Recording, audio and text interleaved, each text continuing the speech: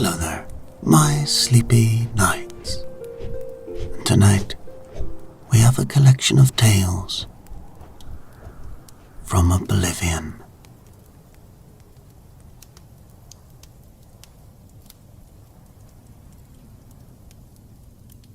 When the Oblivion gates opened across Tamriel, and Daedra poured into our realm,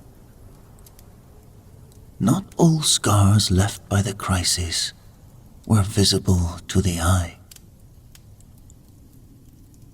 This tale was recorded from the accounts of survivors near the ancient Ayleid ruin of Silorn, where old magics and mortal desperation combined with tragic consequence. The story goes like this.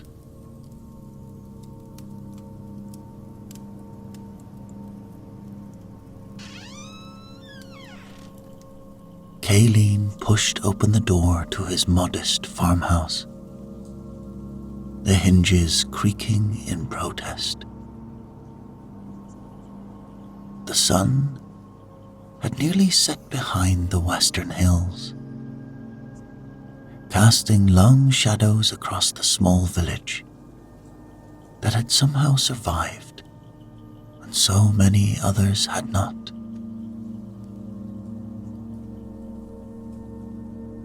"Lyra," he called, his voice echoing in the stillness.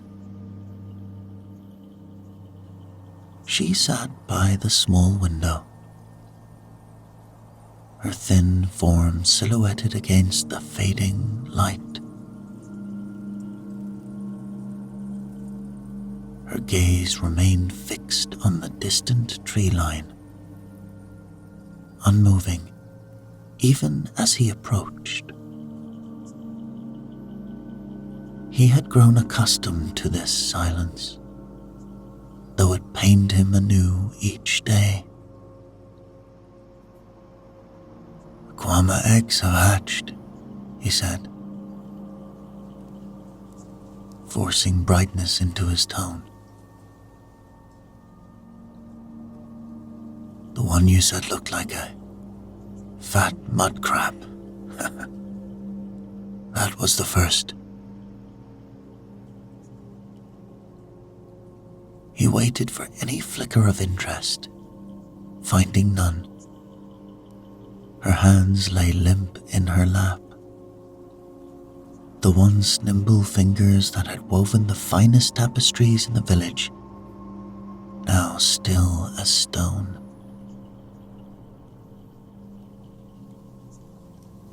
Ayleid moved to the hearth, where a meager fire struggled against the evening chill. As he added another log, a sudden hiss from the flames sent him stumbling backward, heart racing. For a terrible moment, he was not in his home, but standing again before the sigil stone. Its eldritch light burning his eyes as scamp claws tore at his armor.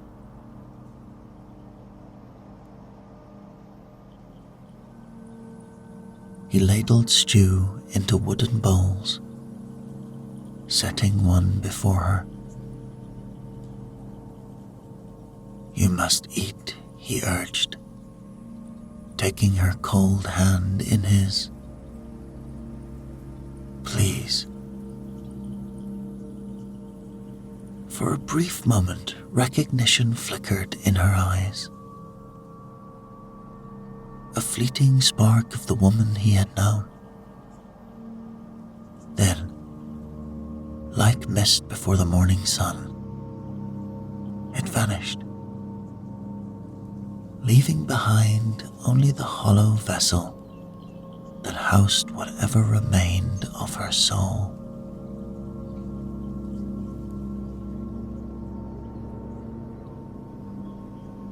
"I have tried potions of clarity," said the priestess.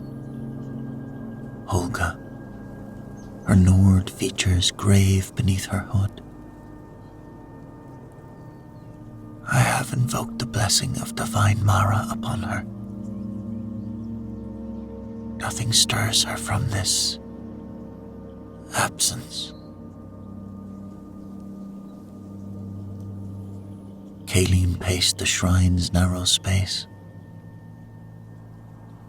A scent of juniper incense heavy in the air. There must be something more. Some prayer or ritual we have not attempted.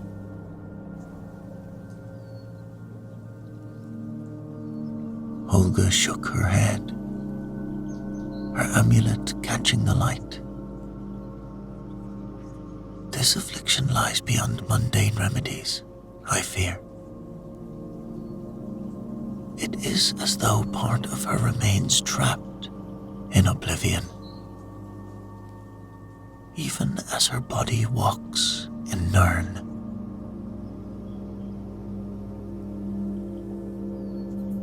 The divines." Kayleen's laugh held no mirth.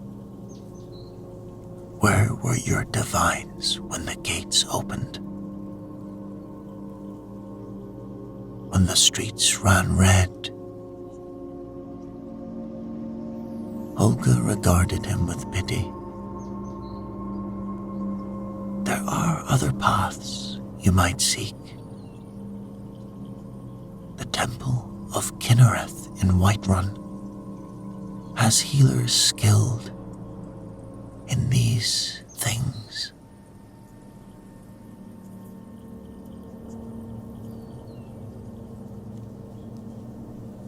"We cannot journey so far," Kayleen said firmly.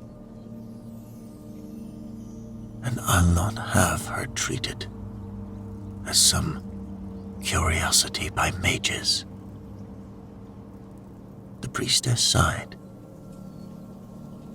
"Then I can only offer my continued prayers and counsel patience. Some wounds may yet heal with time. "And if they don't?" he asked, not looking back. The priestess's silence answered more clearly than words ever could.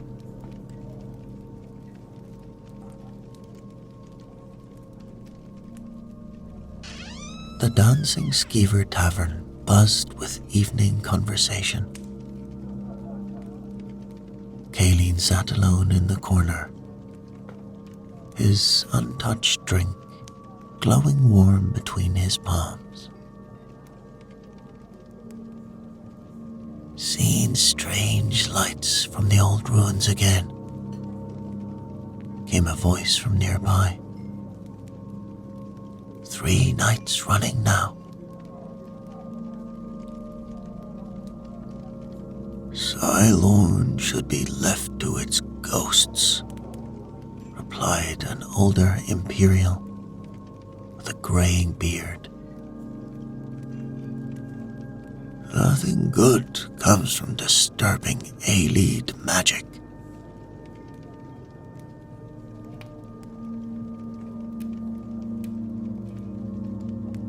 "My grandmother spoke of a plant that grows there," said a third voice, belonging to a Bosmer trader. "Something like the wild elves cultivated for their rituals. Said to glow like moonlight." "Yes, echo weed," nodded the Imperial. "Grows nowhere else in Cyrodiil. The Ayleids used it in their communion with the Aethra. or so the old stories claim.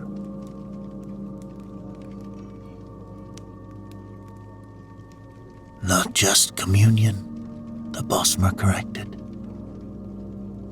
I've read accounts from the early First Era. The Ayleids used it to affect memory itself, to soothe troubled minds by reshaping how they held their experiences.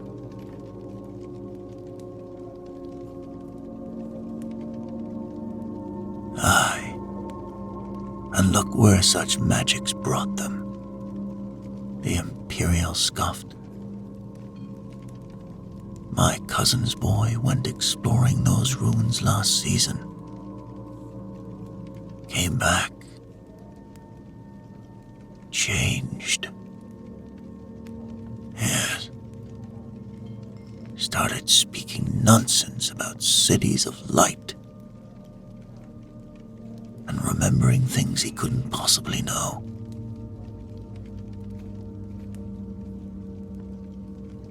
What happened to him? Asked a young Nord woman, eyes wide.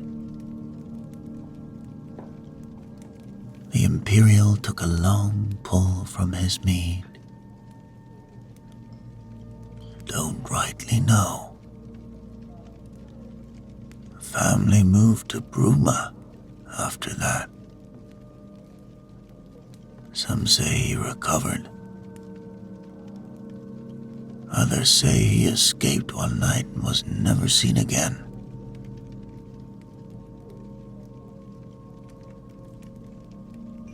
That night,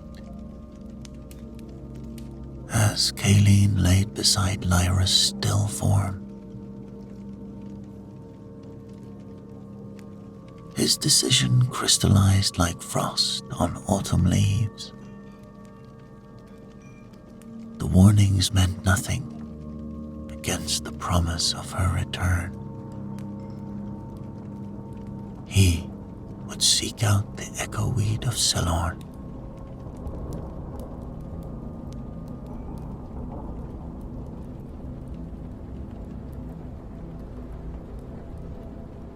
Dawn broke gray and stormy as Ayleid approached the ancient ruins.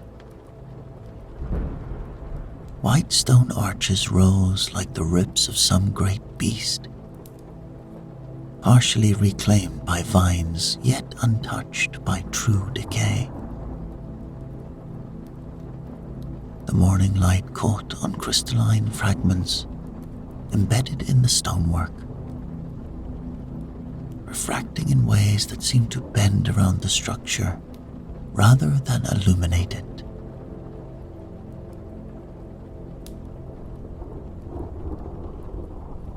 As he drew closer, the forest sounds, birds, insects, the rustle of leaves faded, until only his footsteps remained. Each crunch of soil beneath his boots unnaturally loud in the stillness.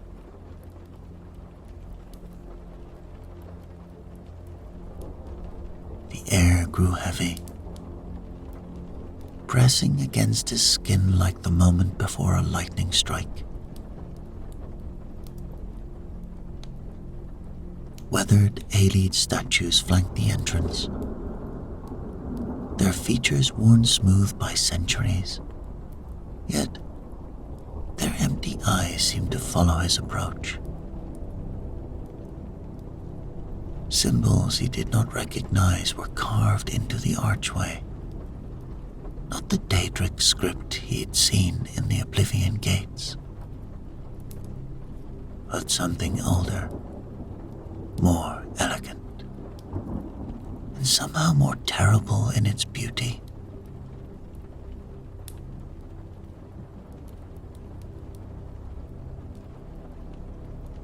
Ayleid hesitated at the threshold, one hand on his sword hilt. The darkness beyond the entrance was absolute, as though light itself feared to enter. He thought of Lyra, of her empty gaze and silent suffering, and found his resolve again.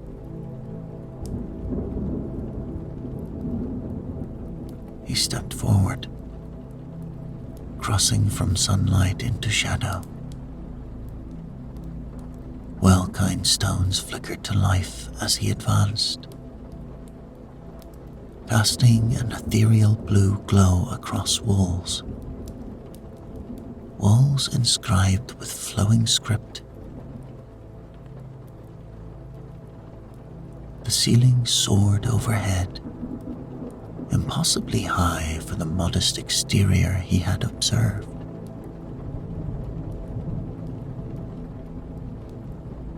"This is not a place for mortal men," he whispered,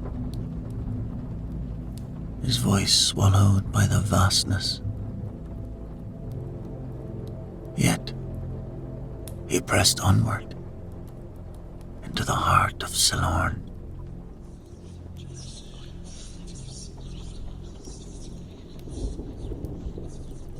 The corridors wound like the coils of a serpent, each turning, revealing chambers more unsettling than the last. Well-kind stones pulsed with cold fire as Ayleid passed, as though awakening from slumber to observe the intruder.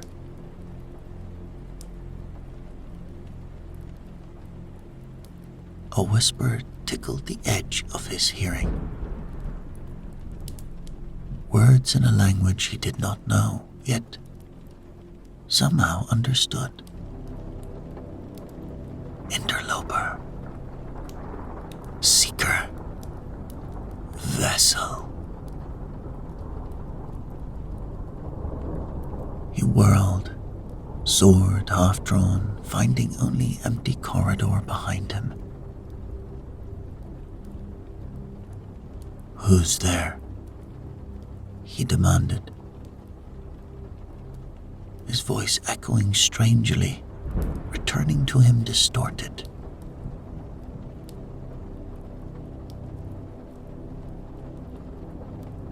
Another chamber opened before him, its floor a mosaic of white and gold stone, forming patterns that seemed to shift when viewed from the corner of his eye.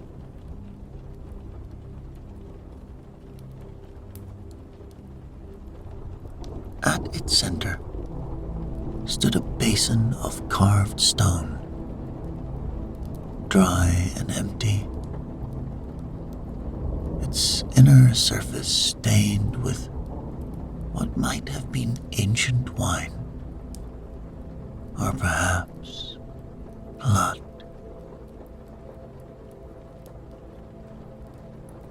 As Ayleid approached the basin, a fleeting image across his mind flashed.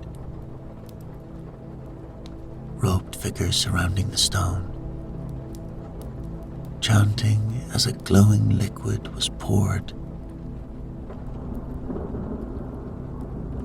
He felt their exultation as though it were his own, tasted their reverence like honey on his tongue.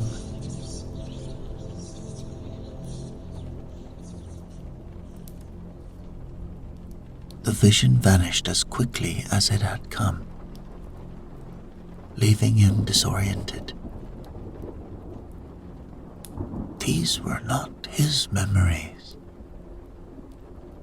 They couldn't be. The whispers grew more insistent. A chorus of voices, just beyond comprehension. Occasionally, from the corner of his eye, he glimpsed movement. The flutter of robes, the glint of golden armor. figures that vanished when directly observed. A carving caught his attention. A detailed relief showing figures in obvious distress. Hands clutched to their heads, surrounded by stylized plants that seemed to glow even in stone. Above them, more serene figures extended welcoming hands. The echo weed, he realized. This must be what it looked like. What it did. Come deeper, the whispers urged. Find what you seek. Against all instinct, Ayleid obeyed.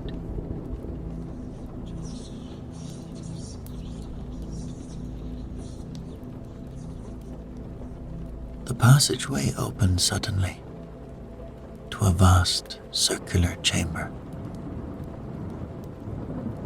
Its dome ceiling pierced by shafts of light from crystals set into the stone. Unlike the rest of the ruin, this room pulsed with life. Literally. The floor had given way to soil in most places, and from it grew plants unlike any Ayleid had ever seen.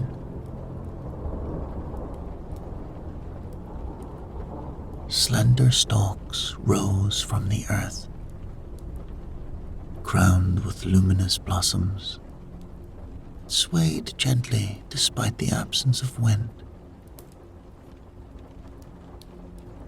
Their glow, a soft, ethereal blue-white, cast rippling patterns across the walls. Each stem bore delicate leaves etched with veins of light, and from them emanated the sweet, metallic scent he had detected upon entering the ruin. Echo weed. With trembling fingers, he reached for one glowing stem. The moment his skin contacted the plant, the world shattered.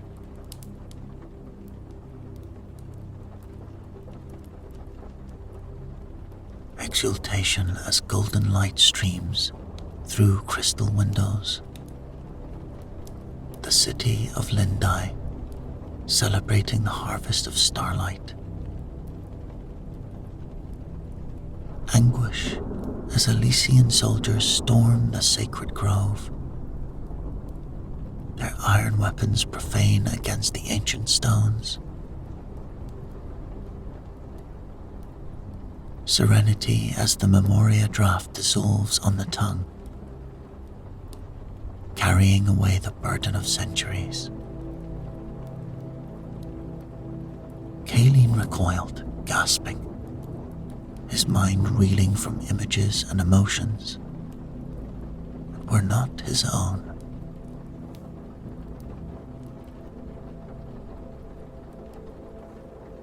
He fell backward, scrambling away from the plants.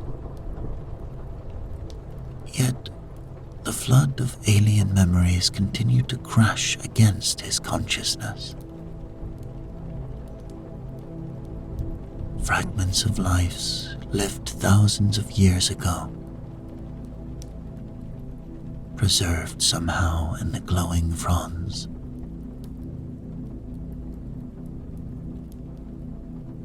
Gods. Gods He choked, pressing his palms against his temples, as though to physically contain his thoughts.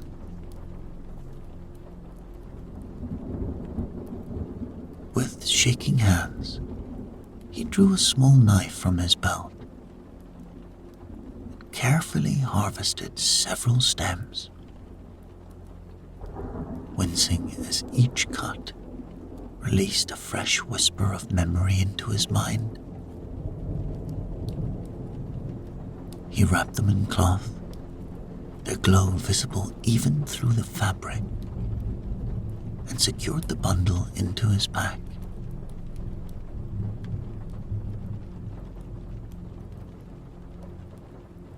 As he rose to leave, the whispers rose once more, urgent, almost plaintive. Take us. Remember us. Become us.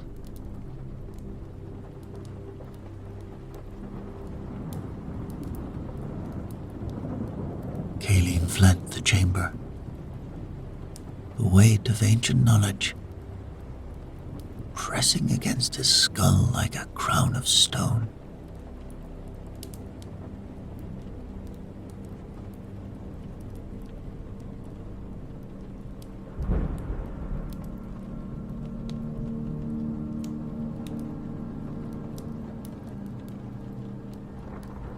Night had fallen by the time Ayleid returned to the farmhouse. Lyra sat where he had left her that morning, though someone, the priestess Holga perhaps, had brought her food and helped her eat.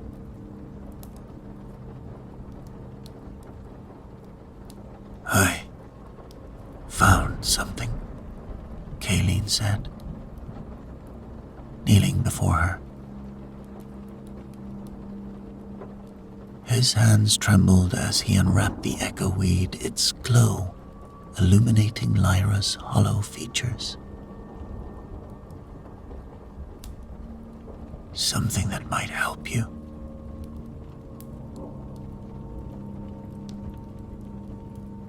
Ayleid worked swiftly, recalling fragments of memory gleaned from his contact with the plants. He crushed the stems in a mortar, their luminescence intensifying as they broke, releasing a scent like lightning-struck stone. He added water from their well, creating a pale, glowing liquid that moved with unnatural viscosity. Please, he whispered, raising the cup to Lyra's lips. Drink this for me.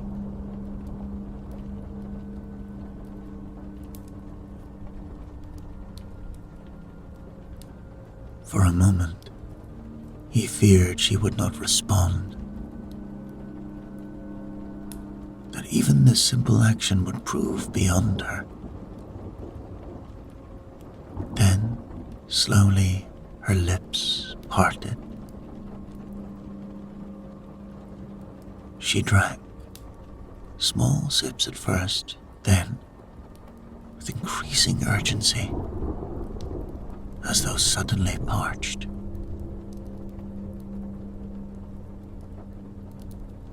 Ayleid watched, scarcely breathing, as the last of the glowing liquid disappeared.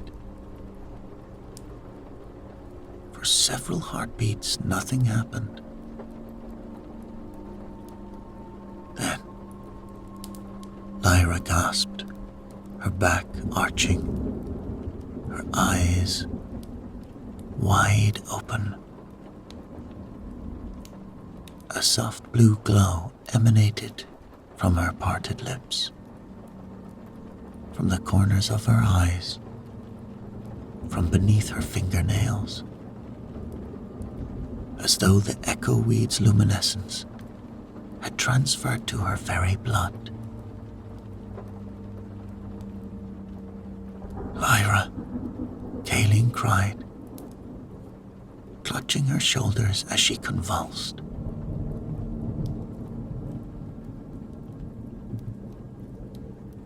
She did not appear to hear him.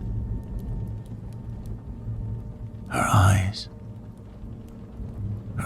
now reflecting the same ethereal blue as the well-kind stones, stared at visions he could not see. Her lips moved rapidly, forming words in a language he did not recognize, yet which echoed the whispers he had heard in Silorn.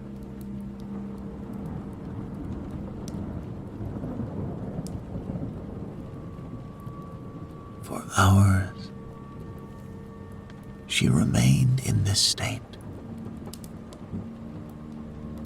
sometimes crying out, sometimes laughing, often reaching for things that were not there.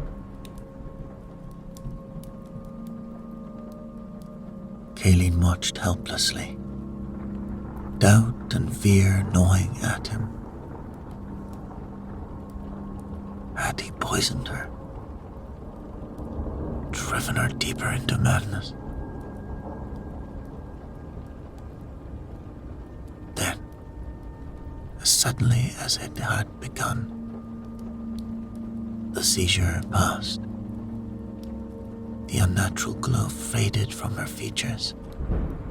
Her eyes closed, and her breathing settled into the rhythm of deep sleep.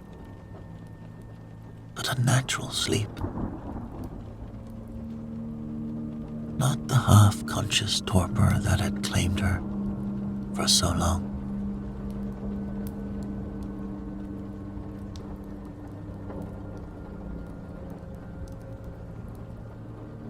The following days seemed a miracle. Lyra rose from her bed for the first time in months, her movements tentative but purposeful. She ate without prompting, bathed herself, even ventured into the garden to touch the flowers with wondering fingers.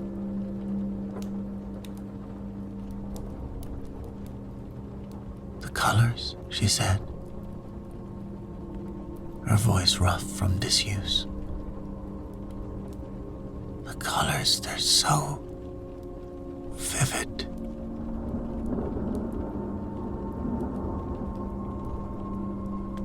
Ayleid watched her transformation with cautious joy. She spoke little, but her eyes, clear now, present, followed his movements. Sometimes she smiled, a hesitant turning of lips that nearly broke his heart with its fragility.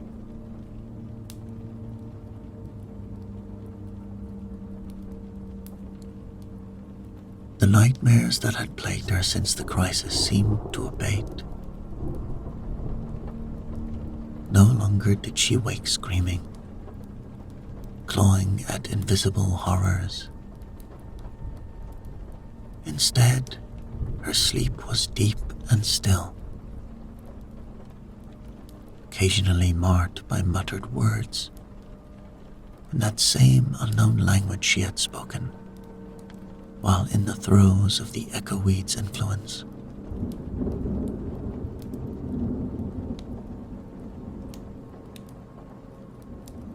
As the weeks progressed, small oddities emerged. Ayleid found her humming unfamiliar melodies, complex, and haunting, though she had never shown musical inclination before. She began arranging household items in precise geometric patterns, growing distressed when he disturbed them.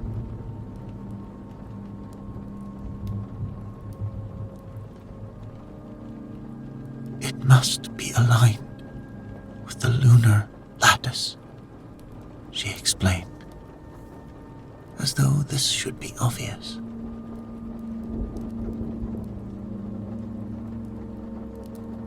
Most concerning were her occasional references to places and events unknown to him.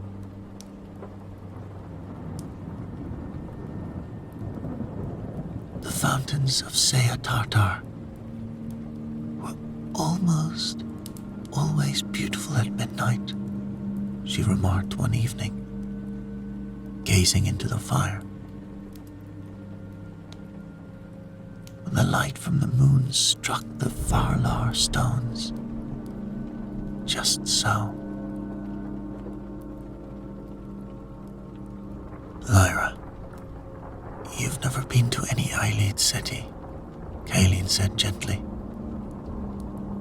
She looked at him with genuine confusion. Of course I have. We celebrated the harvest of starlight there. Don't you remember?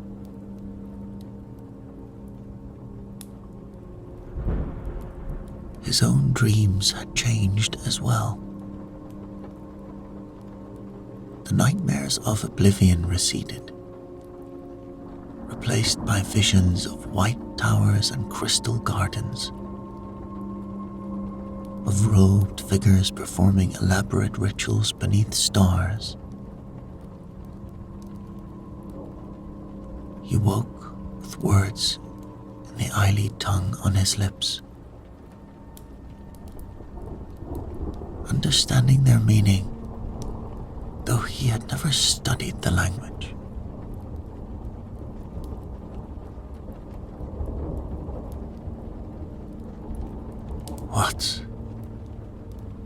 What's happening to us?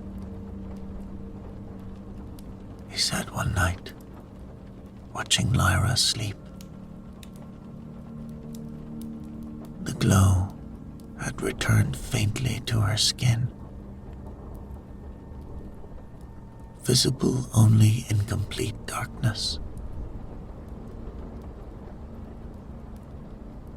A soft luminescence that outlined her veins like a map of stars.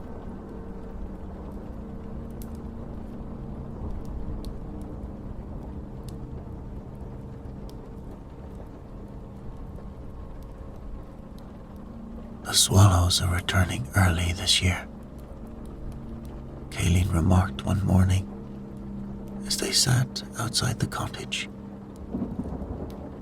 the spring sun warm on their faces.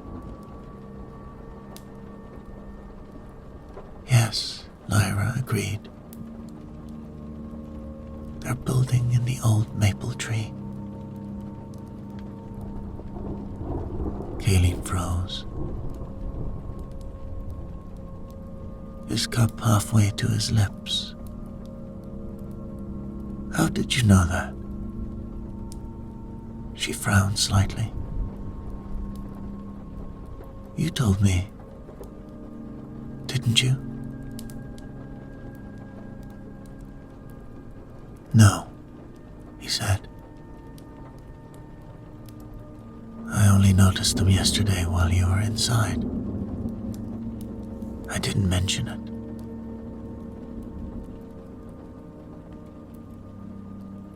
A moment of silence stretched between them.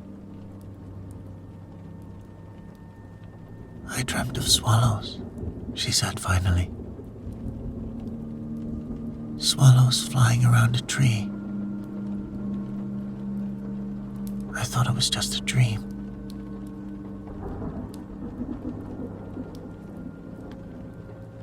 Similar incidents multiplied in the days that followed.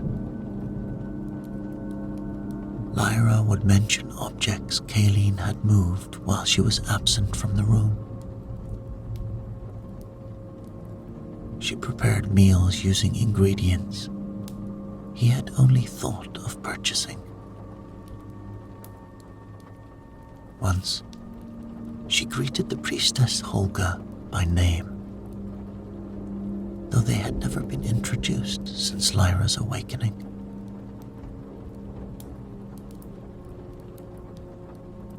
More disturbing were the shared sensations. Ayleid cut his hand while repairing the plow, and Lyra cried out in pain simultaneously. A red line appearing across her palm, though no blade had touched her. It faded within moments, but the implication remained. Their connection reached its crescendo one evening, as they sat before the hearth. The silence between them no longer empty, but charged with unspoken awareness.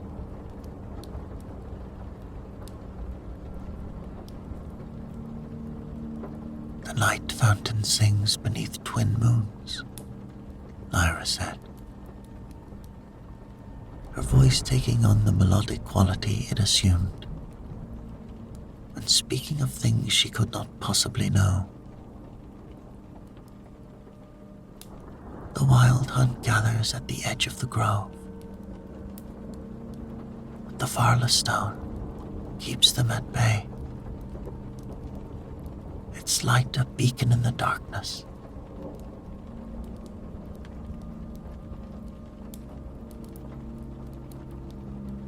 Ayleid felt the blood drain from his face. What did you say? The fountain, she repeated, in the central plaza of Ceylon. The night the Elysians breached the outer sanctum. She turned to him.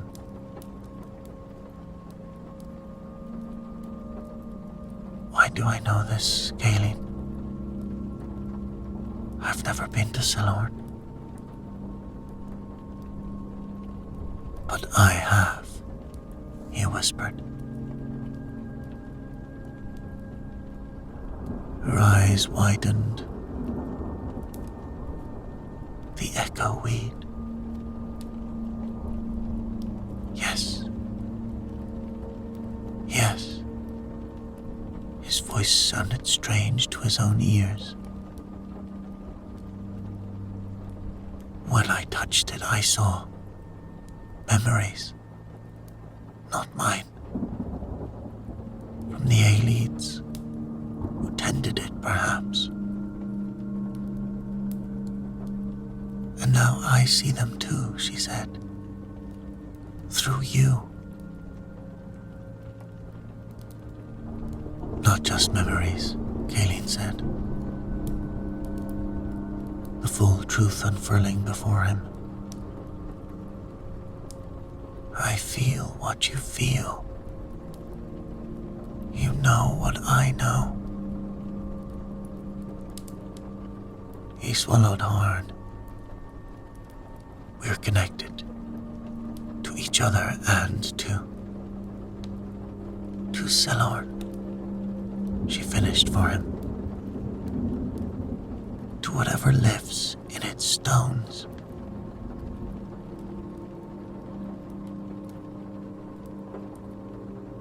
They stared at each other, the firelight reflecting in their eyes. Eyes that, in the deepest shadows, now held the same faint luminescence as the echo weed. What have I done? Ayleid whispered.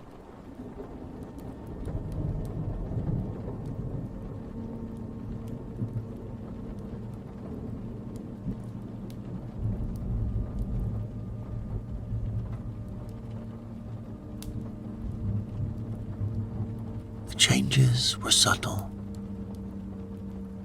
Ayleid found himself using unfamiliar words.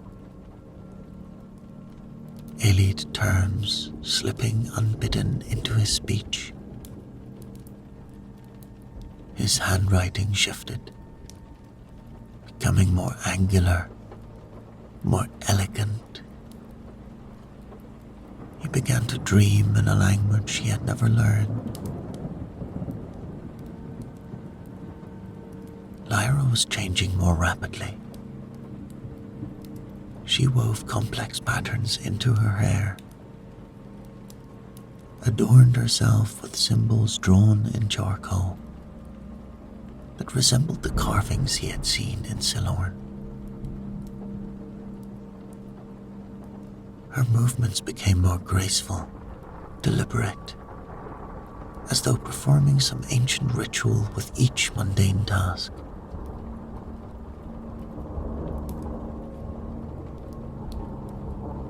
The mortals fear what they do not understand, she said once, watching villagers across to the opposite side of the road as they passed. She blinked, confusion crossing her features. I meant the neighbors. Why did I say that? The villagers' wariness was not without cause. Word had spread of Lyra's miraculous recovery, but also of her strangeness. Children who once played near their home now ran at the sight of them. The priestess Holga made the sign of the 9 when they entered the shrine. Their blood carries no memory, Lyra murmured, observing a group of farmers eyeing them with suspicion at the market. They are not worthy vessels.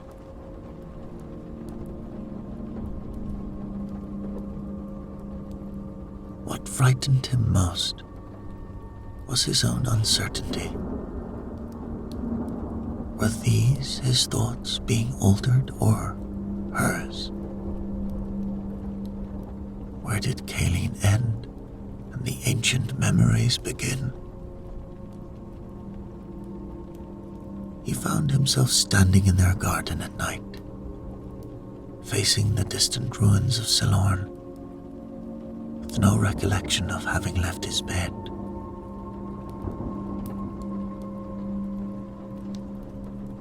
The village elder, Gunnar, approached them after service at the shrine one Sundas.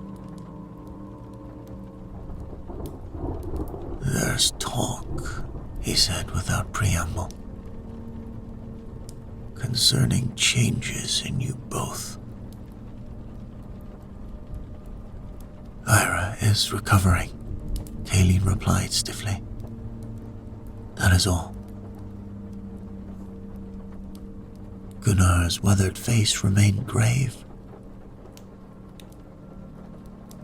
Folks say you speak in tongues, that you draw heathen symbols on your doorposts, that your eyes glow in darkness, like those of cats.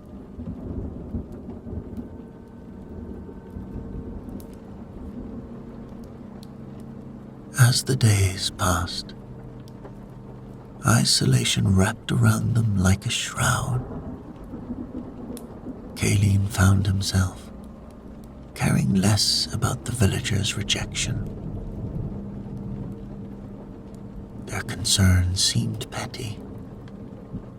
Life's fleeting. We are changing, Lyra said one night. Becoming something other than we were.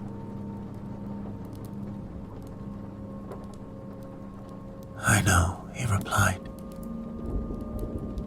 I can feel it.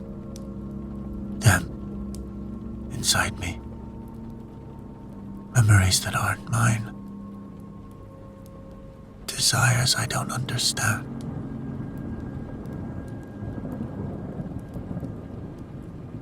Are you certain they aren't yours? She asked. Perhaps they were always there, only waiting to be remembered. He had no answer to that, and the silence between them filled with whispers neither had spoken aloud.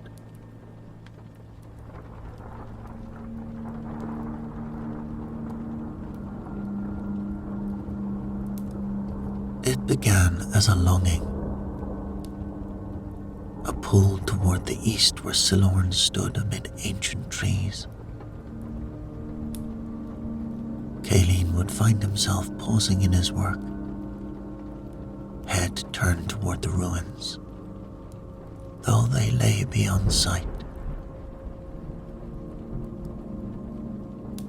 A yearning would wash over him, as tangible as hunger or thirst, but deeper, more primitive.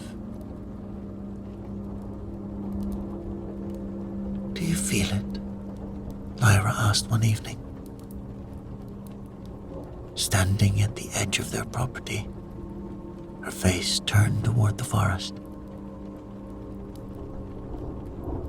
Do you feel it calling us home?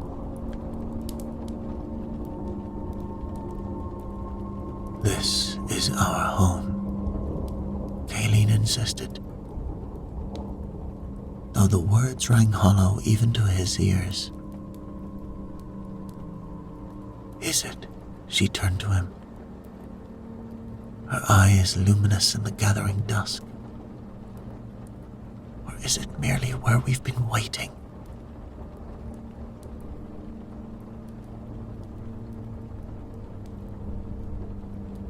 The pull strengthened with each passing day. Ayleid would wake from dreams of white towers and crystal gardens to find himself halfway to the door, drawn towards Silorn like iron to a lodestone. Only by concentrating on physical tasks, chopping wood, repairing fences, the mundane labors of farm life, could he temporarily quiet the call. Lyra made no such effort at resistance. He would find her standing motionless in fields, facing east, sometimes for hours. When he led her back inside, she came willingly, but with a distant disappointment, as though he had interrupted something important. We belong there, she told him one night, her fingers tracing patterns on his chest that matched the carvings in the ruin. Our memories are there, our truth. This life is but a moment.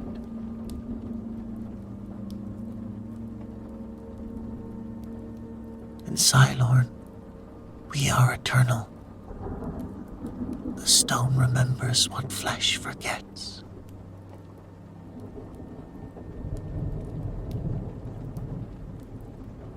The thought terrified and tempted him in equal measure. To surrender to the pull.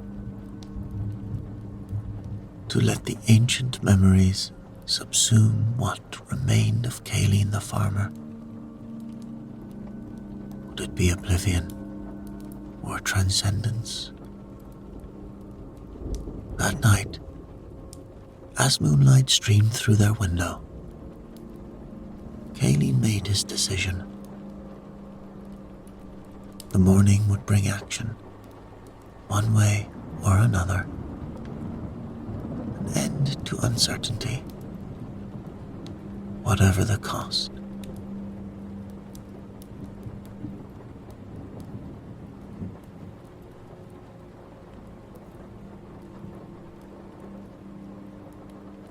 Dawn painted the sky in shades of amber and gold as Ayleid and Lyra stood at the edge of the forest path that would lead eventually to Cylorn.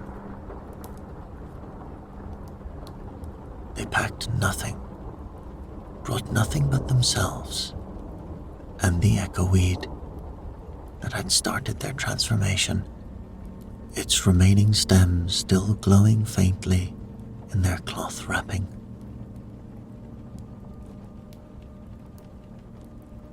"Are you certain?"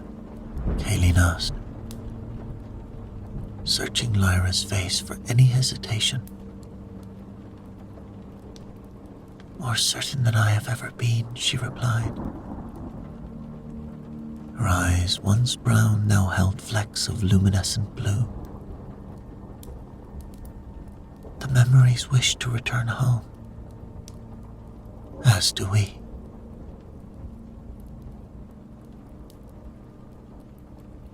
Ayleid nodded, his decision crystallizing like frost on autumn leaves. In one swift motion, he snatched the wrapped echo weed from Lyra's grasp and hurled it to the ground, drawing his boot back to crush it. "No," Lyra cried, lunging forward. But Ayleid was faster, his heel coming down on the glowing stems with a sickening crunch.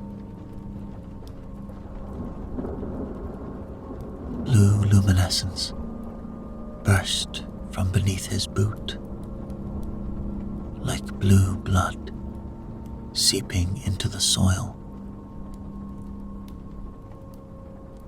He reached for Lyra's hand, pulling her away from the ruined plants.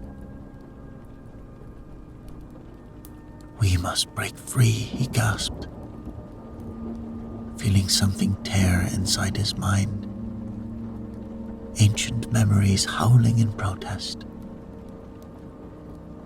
"Run!" They fled through the forest, away from Cylorn, away from the call that still pulled them. Lyra stumbled, her face contorted, veins of blue light pulsing beneath her skin. "It hurts," she moaned. "Ayleid, it hurts to leave them."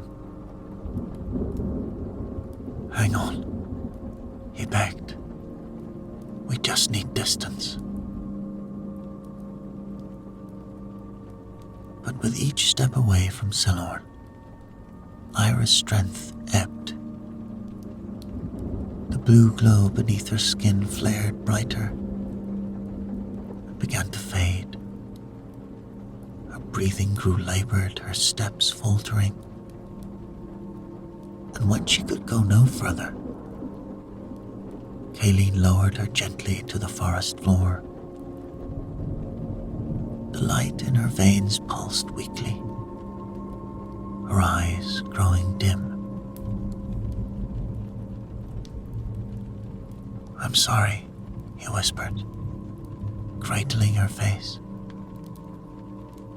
"I thought I could save you." "You did," she replied, her voice stronger than it had been in months. "Twice. First from emptiness, now from oblivion." She smiled, her smile not the serene expression of whatever had begun to possess her. Better to die as Lyra than live as a memory.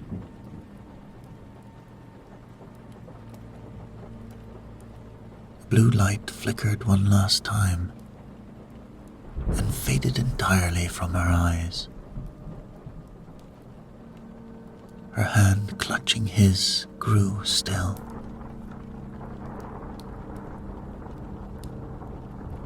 Ayleid remained there, holding her as the sun climbed higher. The pull towards Silorn had not vanished with her death. It tugged at him, still promising reunion, completion.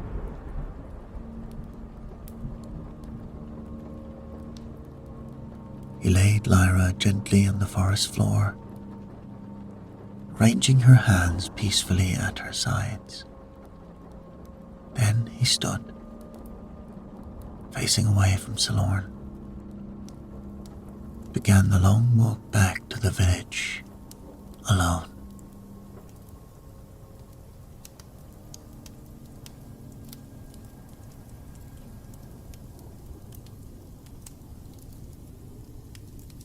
I, Relias Pharaoh, record these events as told to me by Ayleid himself many years later. The man I met was old. His mind was clear but heavily burdened. That pull of Silorn, that pull, he said to me, never fully left him. No. Time and distance weakened it to a bearable whisper.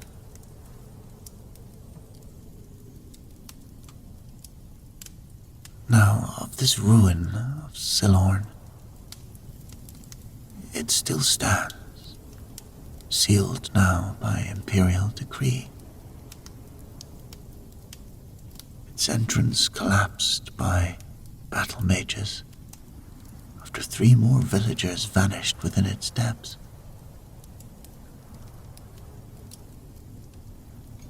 The echo weed is mentioned in no herbalist's guide that I can find, and no alchemical books, though rumors of its properties persist in scholarly circles.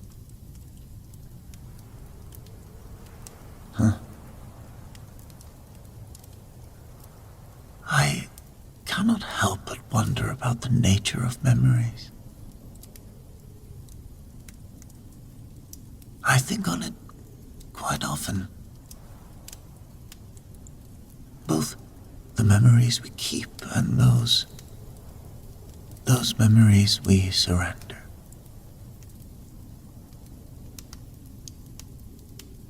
Did the echo weed truly preserve the consciousness of long-dead Ayleids? Or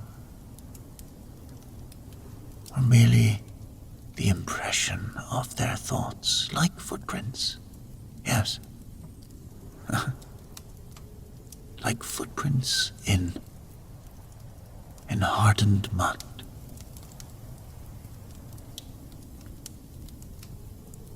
Was Lyra fading into oblivion? Or transforming into something beyond mortal understanding?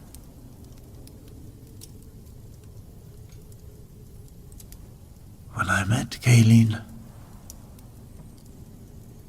he seemed still uncertain of this. I think it was in our final conversation. Twilight had gathered around his small home far from Silorn. He confessed that sometimes, in dreams, he still walked the crystal corridors of Ayleid cities. still felt the touch of memories not his own. And sometimes he said in those dreams, Lyra waited for him.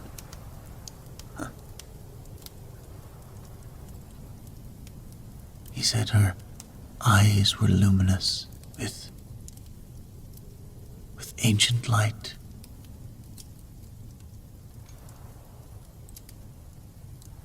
And perhaps, he said to me, he said there are worse fates than becoming part of something eternal. But it was the next day when I returned with more questions that I found his house empty. His few possessions arranged in strange, precise patterns. And no trace of him has ever been found since.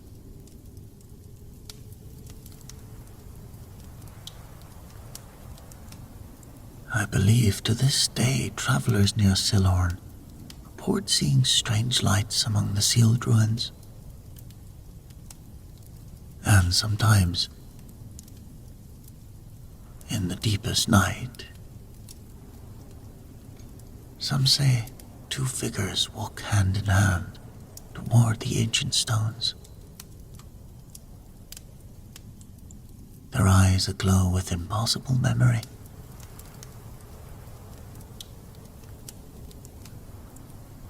So, let this account serve as both history and warning. Some ruins are best left undisturbed. Some memories best left forgotten. For in the ancient places of Tamriel, the past is never truly dead, only waiting to be remembered.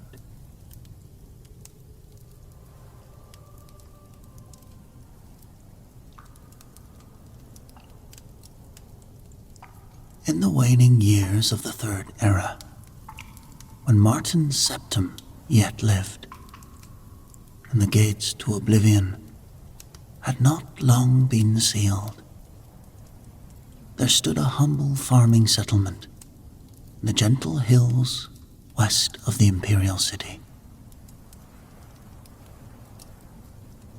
Now this nameless hamlet nestled uncomfortably close to the ancient ruins of Vindasel, a crumbling remnant of the Ayleid, long since reduced to weathered stone and forgotten glory.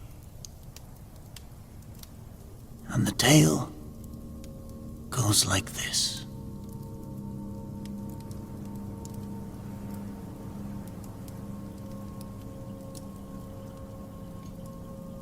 The people of this settlement were simple folk who worked the soil of Cyrodiil, their lives governed by the turning of seasons and the bounty of harvests.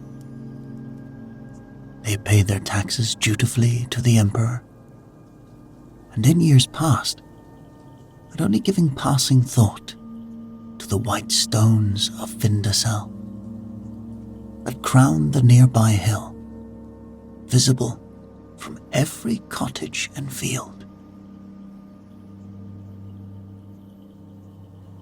Among these farmers dwelled Althea, a young imperial woman whose dwelling stood apart from the others, closer to the edge of the woods and within sight of Vindasel's highest arch.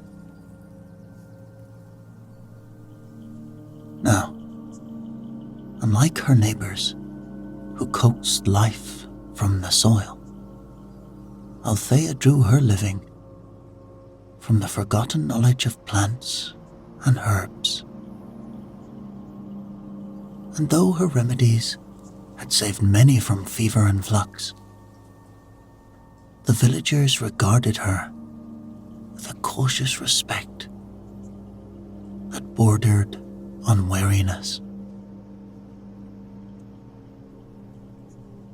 She has the gift of Dibella in her face, but the secrets of fair Nima in her eyes, the village women would whisper when Althea came to market with her pouches of herbs.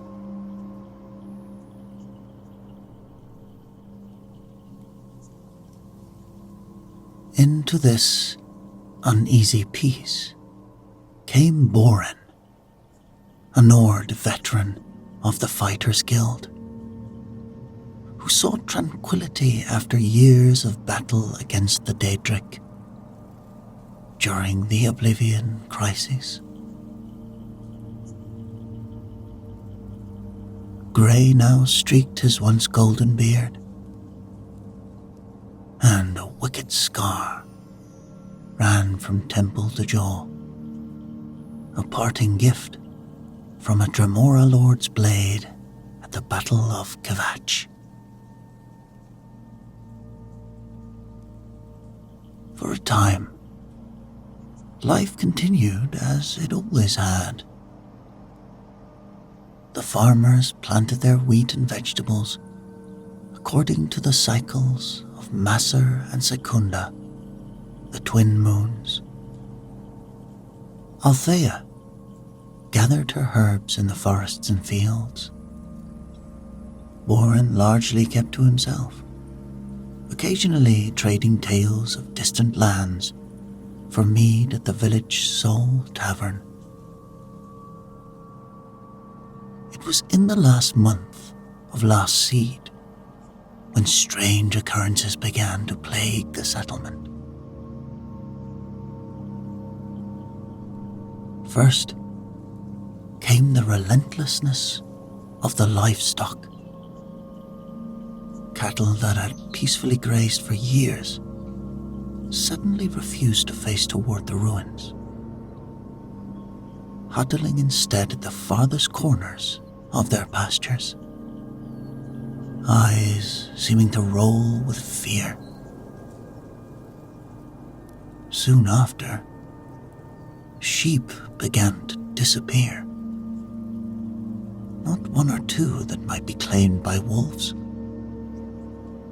but entire flocks vanishing without blood or tracks to mark their passing.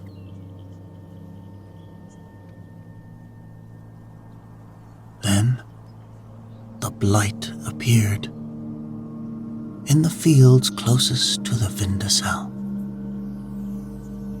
It began as subtle wrongness, stalks of wheat bending in unnatural directions, even when no wind blew, leaves curling and blackening as though burned by invisible fire. Within days, entire fields lay withered and dead. The soil beneath turned ashen grey.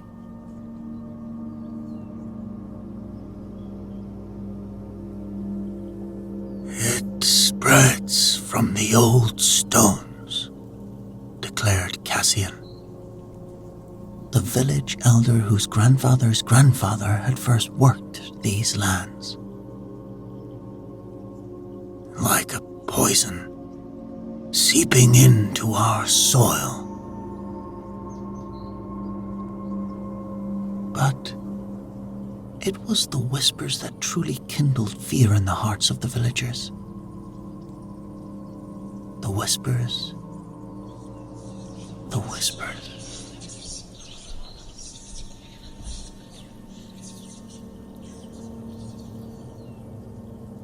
They came at twilight,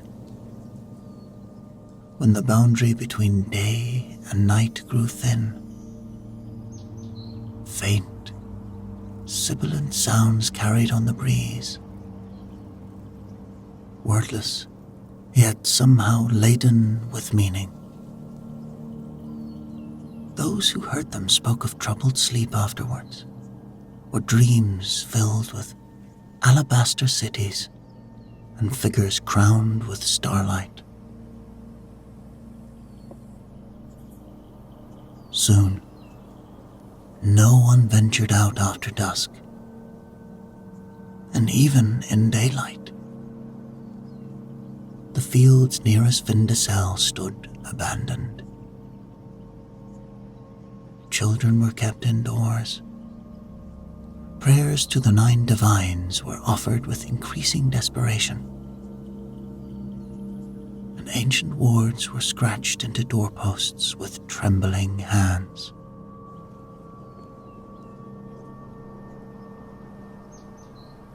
And then, of course, came the moss, a strange growth unlike any he had seen before, with a faint luminescence that became only visible in the deepest dark. It appeared first on the boundary stones, marking the edge of the village lands, then spread to well stones and the walls of buildings.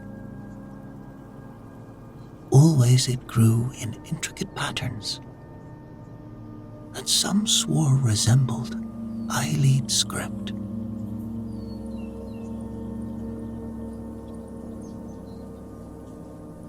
As their crops failed and strange lights danced upon the walls of their homes, the villagers sought someone to blame. Their eyes, guided by generations of suspicion toward those who dwelled apart, fell upon Althea.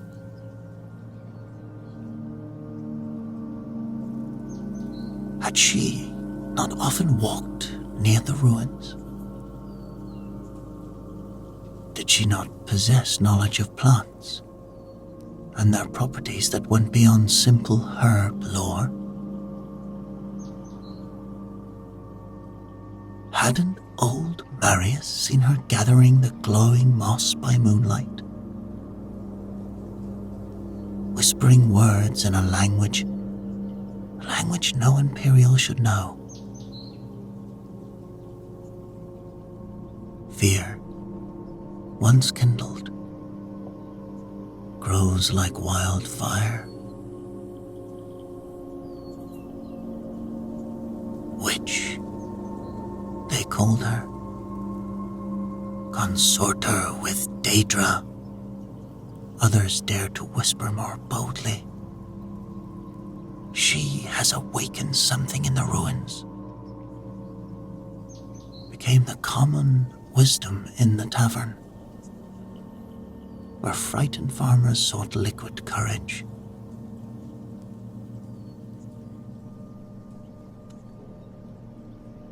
Althea felt their gazes change from cautious respect to outright suspicion. Yet they did not see what truly occupied her days and nights. They did not witness her growing concern as she noted the changes in the ancient stones of Vindicel. How the weathered Welkind stones, embedded in the ruins' walls, had begun to pulse with an erratic blue light not seen for centuries.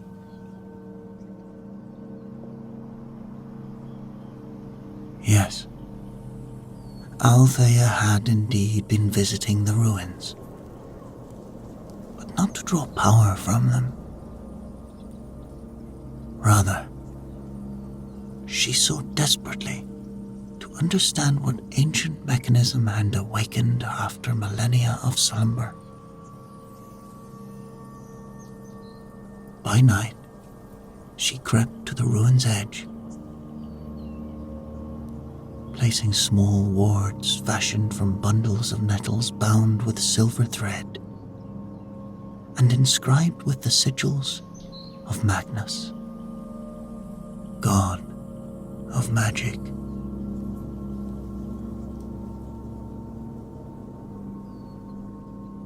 These crude barriers, she hoped, might slow whatever force was seeping from Vindicel into the surrounding lands. I am no match for Ayleid's sorcery, she confessed to the silent stars. But perhaps I can contain it until wiser minds can be consulted.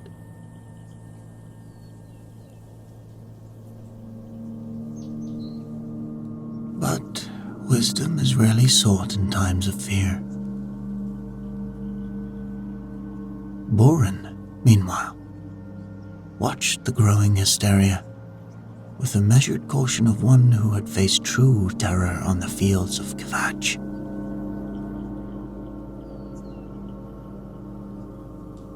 He had seen enough of war to recognize when battle lines were being drawn, and enough magic to know that what affected the village was beyond simple explanation.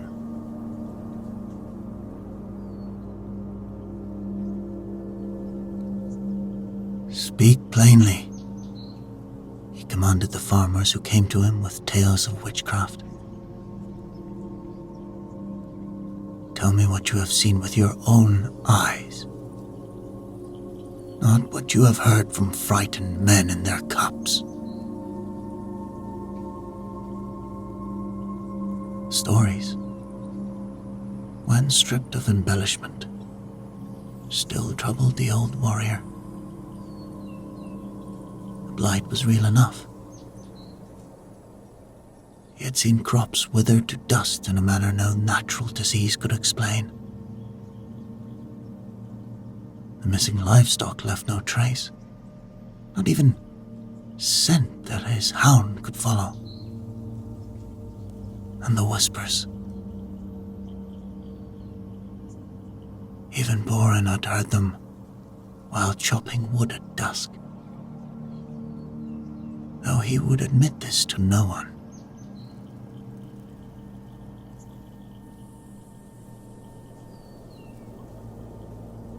These are no works of a village healer, he concluded after examining a patch of luminous moss. This bears the mark of magic far older than any living mortal.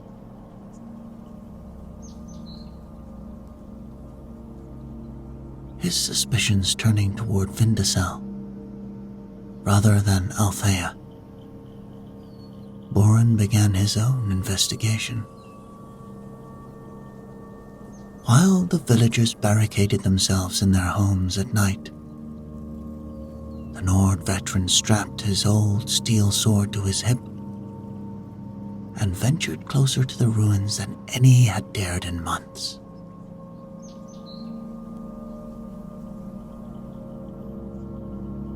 It was on the third such expedition, as Masser hung full and red in the night sky,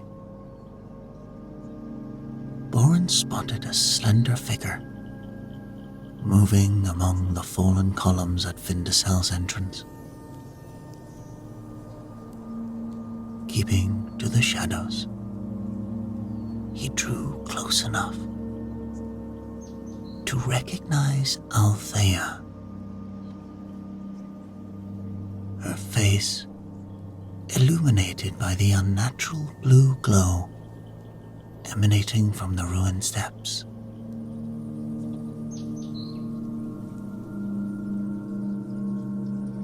She carried no tools of summoning or blasphemous totems, as the village rumors claimed. Instead, her hands worked quickly to place another of her curious bundles at the threshold of the ruin, her lips moving in what appeared to be a prayer to Arche, guardian of life and death.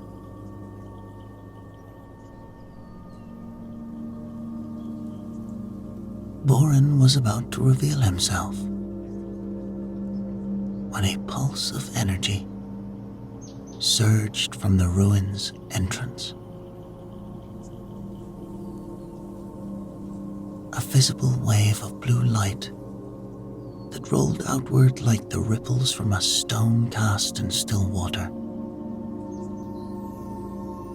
It struck Althea's ward and momentarily faltered, like water meeting a dam before flowing around it with diminished strength.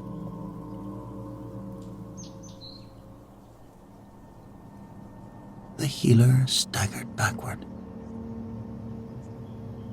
her face drained of color, but her ward held. The light dissipated into the night, its passage marked only by a faint whisper. It seemed to carry fragments of ancient words.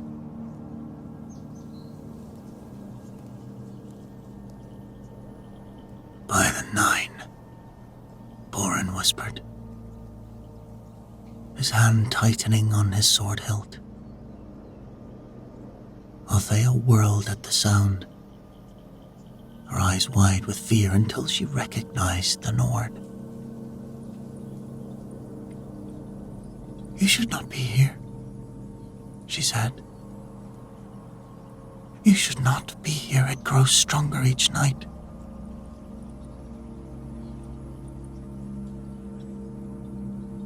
"I begin to see that you are not its source," Boren replied, stepping out from the shadows.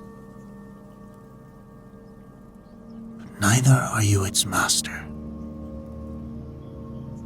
What awakens in these stones, healer?"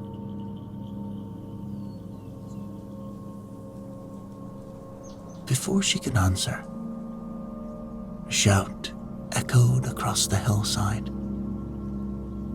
Torchlight flickered between the trees as a group of villagers led by Elder Cassian ascended toward the ruins.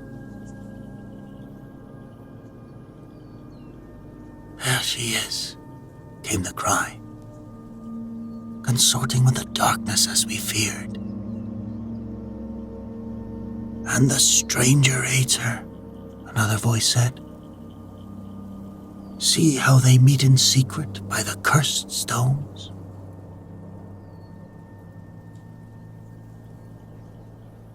Althea turned to Boren.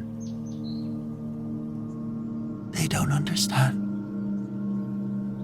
What sleeps within Vindicel is awakening. And my wards are failing. If they disrupt my work now..." The Nord nodded grimly,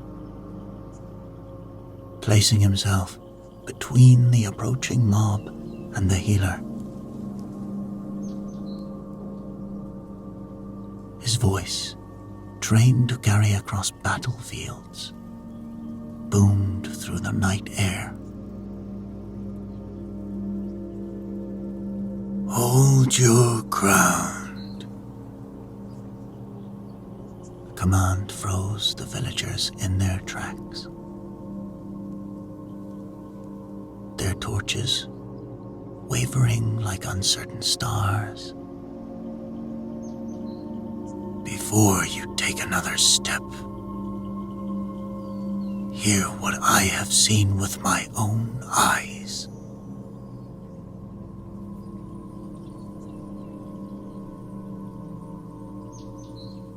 Elder Cassian stepped forward, his aged face hardened with righteous certainty. "We have seen enough, outsider," he declared, brandishing an ancient family sword. "Our lands wither, our animals vanish.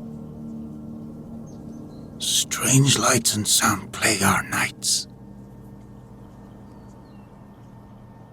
all since he jabbed the sword toward Althea, increased her visits to these accursed ruins.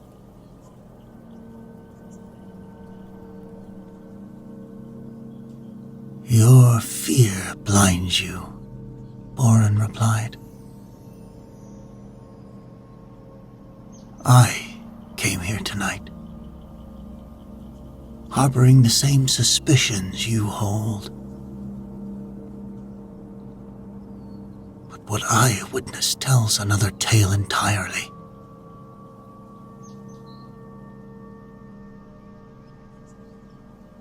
And so, Boren recounted what he had seen. Althea's wards, the pulse of energy from the ruins, and how her barrier had temporarily contained it.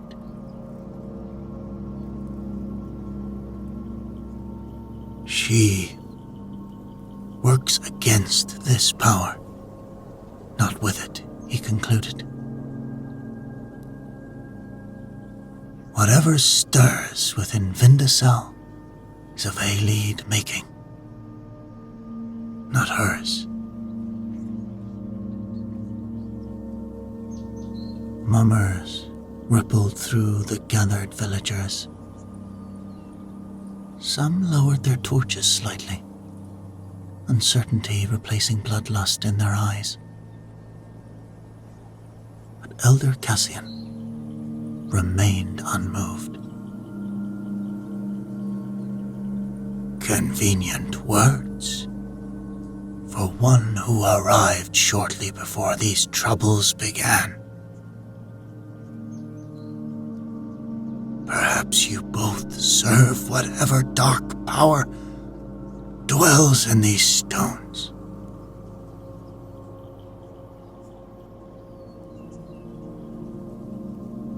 Please, Althea stepped forward. I have studied the old records passed down through my family. Ayleid's built Vindicel as a way shrine of sorts, but also as a containment chamber for energies they harvested from the stars. Something has disturbed that containment. Perhaps the recent atmospheric disturbances during the Oblivion crisis, or tremors in the earth, or simply the decay of millennia finally reaching a critical point.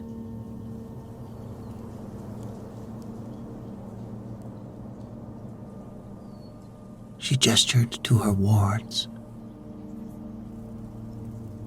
These are the best protections I could devise from my limited knowledge. They slow the energy spread, but I cannot stop it completely.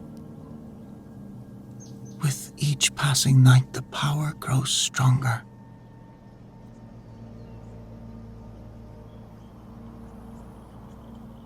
If what you say is true, a farmer named Drellus spoke up, lowering his pitchfork. Then why work in secret? Why not tell us what threatens our homes?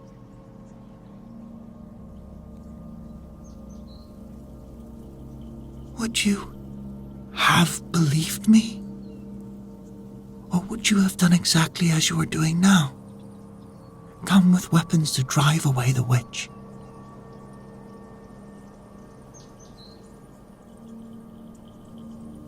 The uncomfortable shifting of feet and averted gazes answered her question more eloquently.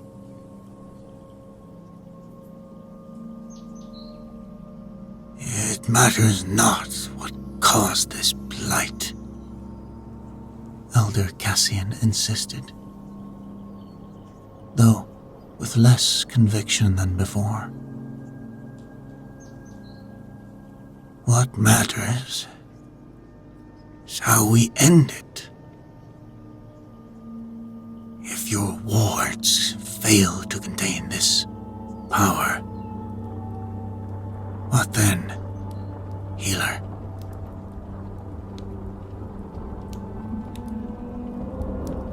Before Althea could respond, the ground beneath their feet trembled. A low hum emanated from Vindacel's entrance, building rapidly in pitch and in intensity until it vibrated the very teeth in their skulls.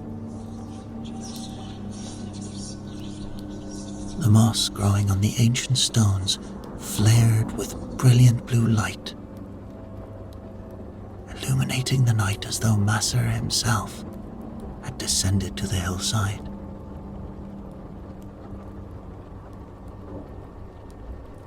The whispers that had haunted twilight for weeks now came in daylight clarity. A language none present could understand, yet all felt deep in their bones. Spoke of starlight and dominion, of power bound and straining at ancient fetters.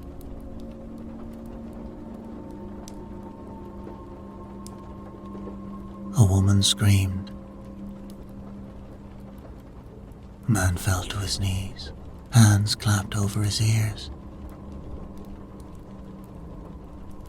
The mob's cohesion shattered as primal fear overcame righteous anger. "Back!" Borin shouted, drawing his sword. The steel caught the unnatural light and seemed to drink it in, the blade glowing with the same eerie luminescence as the moss. "Get away from the entrance." Too late.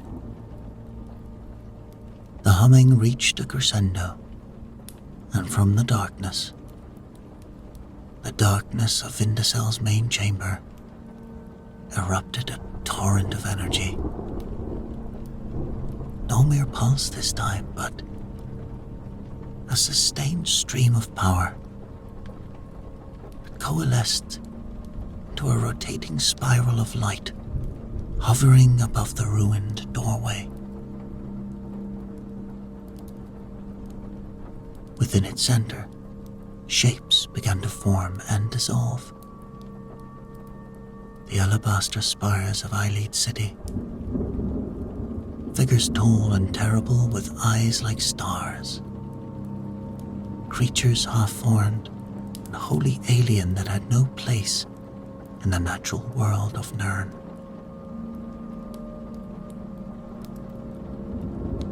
"Arche, preserve us," whispered Althea, staggering against Borin as the magical pressure intensified. "It's a portal. We're becoming one. The containment chamber is fully breached."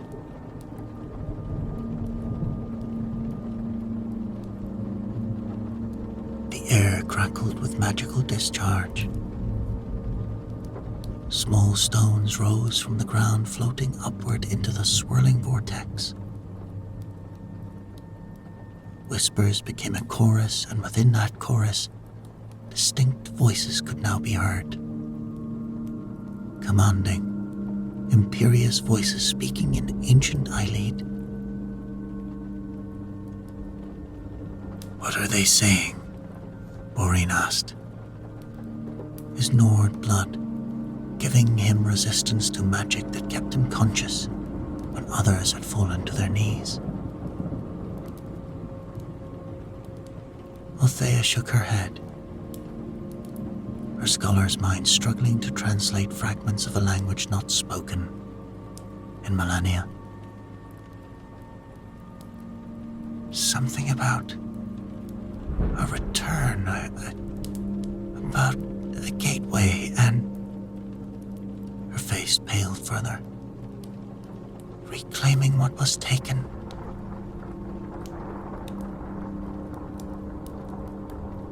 Elder Cassian, to his credit, did not flee, though his ancient sword trembled in his grasp. He stood his ground alongside Borin and Althea, his village pride overcoming his fear. "Can your wards seal this breach?" he asked Althea, previous accusation forgotten in the face of immediate peril. "Not alone," she admitted. "Not what with little I have prepared. We need more power, more focus than I can provide." Borin studied the portal with the tactical eye of a veteran. "If we cannot close it, perhaps we can collapse its support. These ruins have stood for thousands of years. That doorway arch is cracked and weathered. If it falls, the portal might disperse without its anchor point." Althea finished, hope kindling in her eyes. "But how can we bring it down? We have no siege weapons, no battle mages." The Nord warrior's grim smile was answer enough. He reached into his belt pouch and withdrew a small red vial stoppered with wax. A potion instantly recognizable to any who had served in the Legion or the Fighters Guild.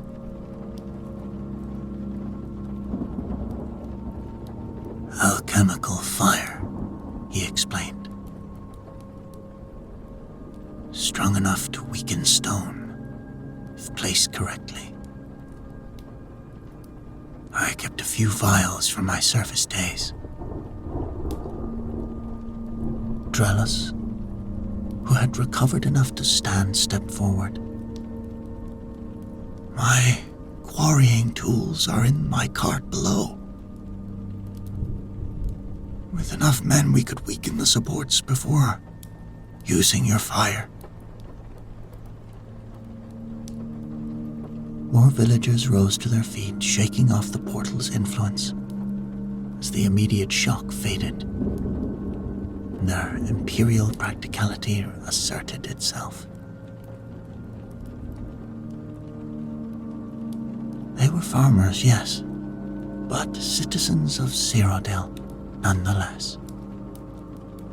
Descendants of pioneers who had tamed wilderness and built civilization across the heartland of Tamriel.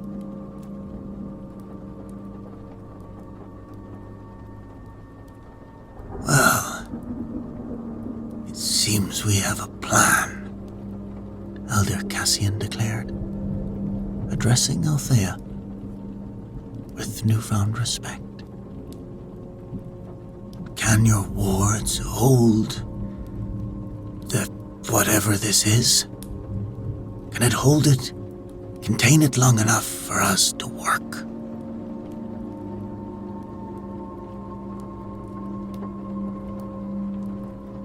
The healer assessed her remaining materials.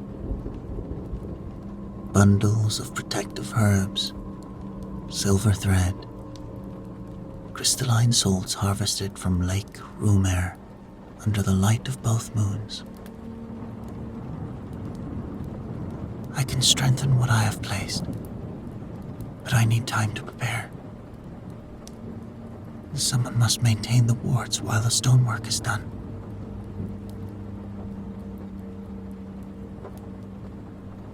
"I will assist you," said a village woman named Helvia, whom Althea had once saved from childbed fever. Others volunteered as well, not out of sudden trust for the healer they had come to drive away, but out of the deeper human instinct for survival that transcends petty suspicions when true danger threatens.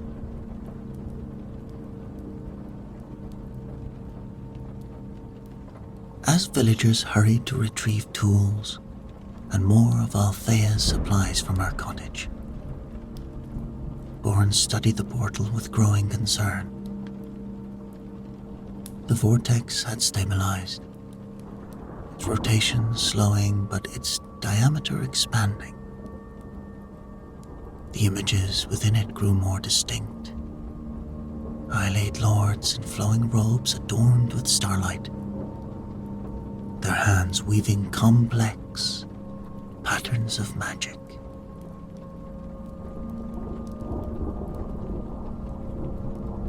They're working to widen it from their side, he realized aloud. How much time do we have? Althea, already preparing a more complex ward with Helvia's help, looked up with grave eyes.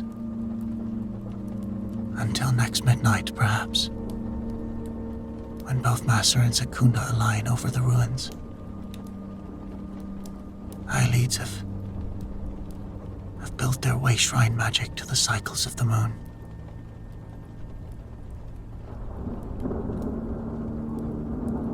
And what followed, it said, was a desperate race against time. As Althea and a growing circle of assistants reinforced magical words around the perimeter of the portal, Boren directed the physical assault on the ancient stones.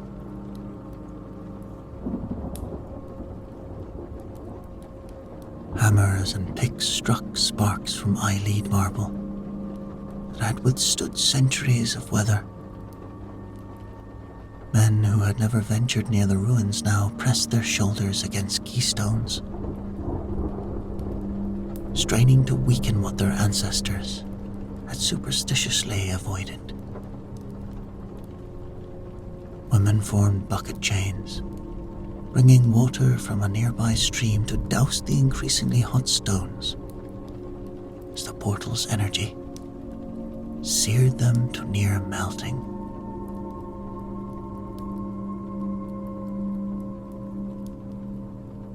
Throughout their labor, the whispers continued, now intersped with what sounded like commands or perhaps warnings in the ancient tongue. The vortex pulsed with increasing frequency. Crystal spires and gardens of impossible beauty that filled them with both longing and dread.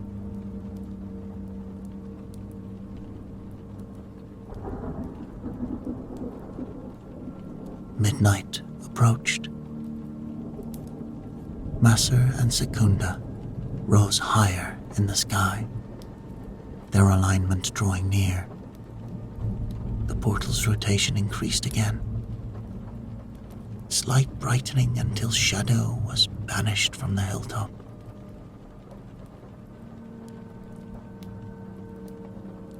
The arch is weakened, Boren called to Althea, his face streaked with stone dust and sweat.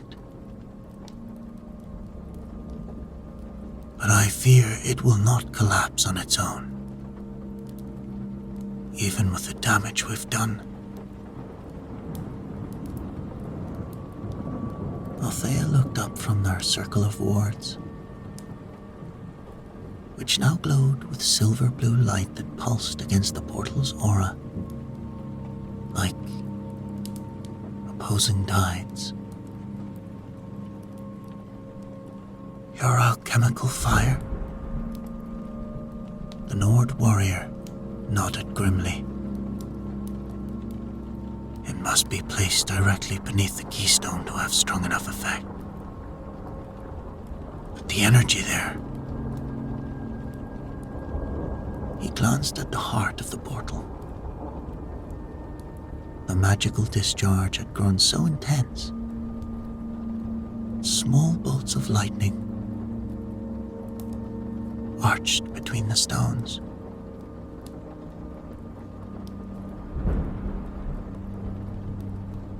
"I will place it," Elder Cassian declared, straightening his aged back. "I am the eldest here. It was my folly that led us to waste precious time, accusing our protector instead of heeding her warnings. Let me make amends." "No," Boren countered. "I have faced worse than this. And I have trained to resist magical effects." He hefted the vial of alchemical fire. "Continue strengthening the wards. They must hold until the last moment, then be withdrawn so the portal's own energy will collapse the arch when the fire weakens it."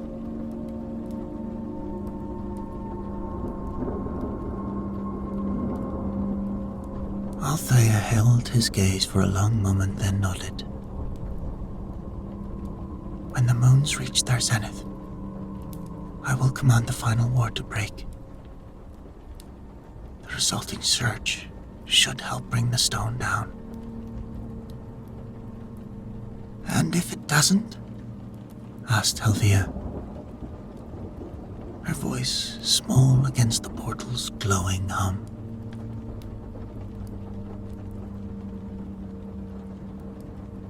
"Then run," Boren said simply. "Run, and don't look back. Warn the Imperial City what comes."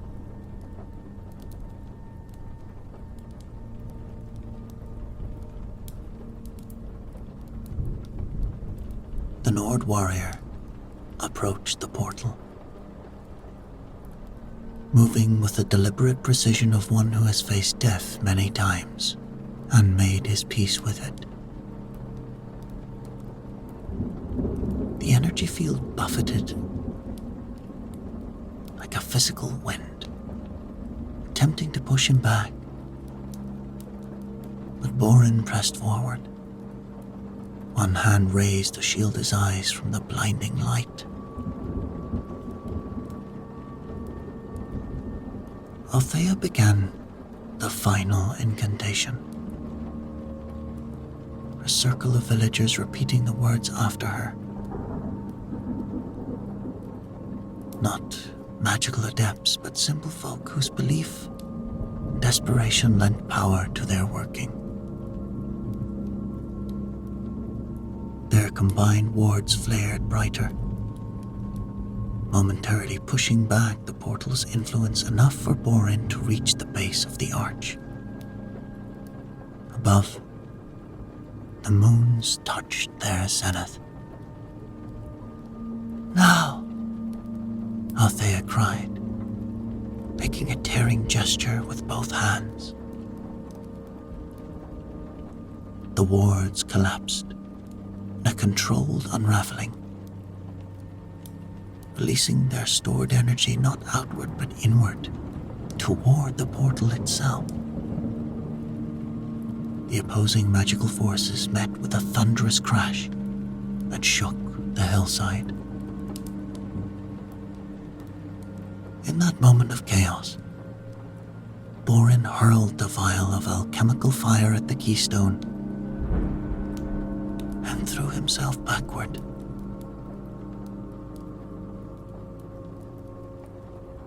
The red liquid shattered against the ancient stone, instantly igniting with unnatural intensity. Flames the color of fresh blood engulfed the arch, eating into the marble with alchemical fury. The keystone, already weakened by the villagers' efforts, and now subjected to both magical and chemical assault, groaned with the deep voice of stone in torment.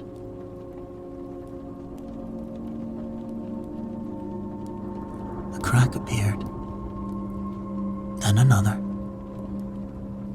The voices from inside the portal rose in alarm, no longer commanding but urgent, perhaps even fearful. "Back!" Boren shouted, scrambling away from the entrance. "Everyone back!"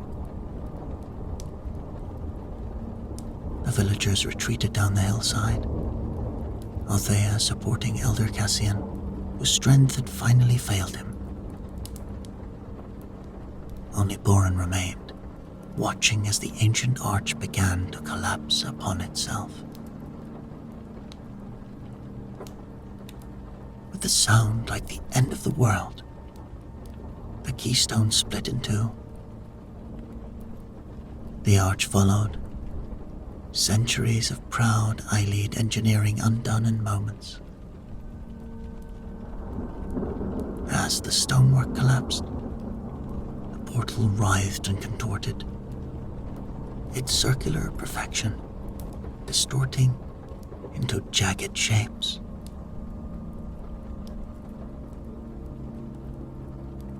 A final surge of energy erupted outward as the portal's anchor of points failed completely.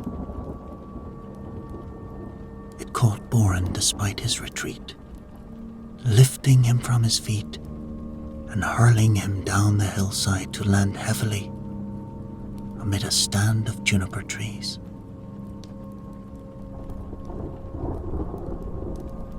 Then, silence fell over Vindicel.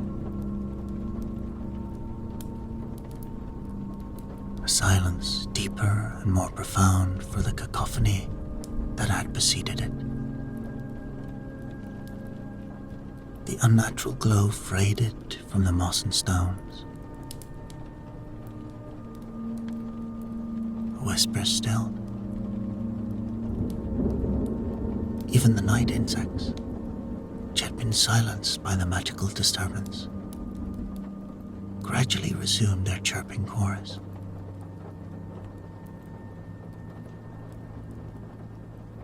Three days later, Imperial battle mages from the Arcane University arrived. They found a village pulling together to repair the damage done to their fields and homes, led by a healer named Althea, whose knowledge of the Ayleid lore had saved them all. A scholar examined the ruins of Vindicel, taking particular interest in the collapsed entrance and the residual of magical energies that still lingered there.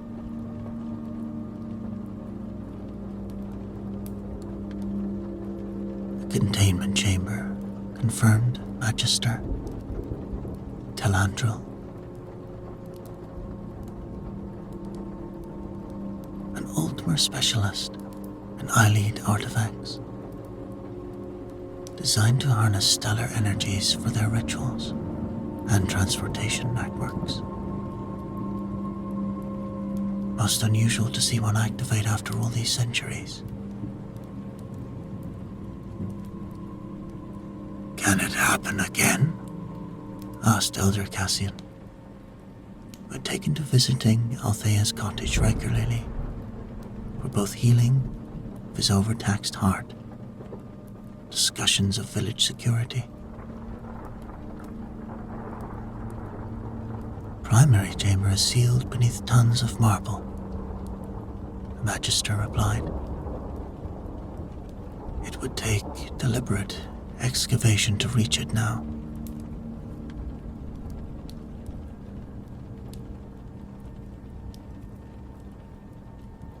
In the aftermath, much changed in the nameless hamlet. Althea, once suspected and feared, became a respected advisor on matters beyond her lore. Warren, who had suffered 3 broken ribs and a dislocated shoulder from his fall, found himself similarly welcomed into the community he had helped to save.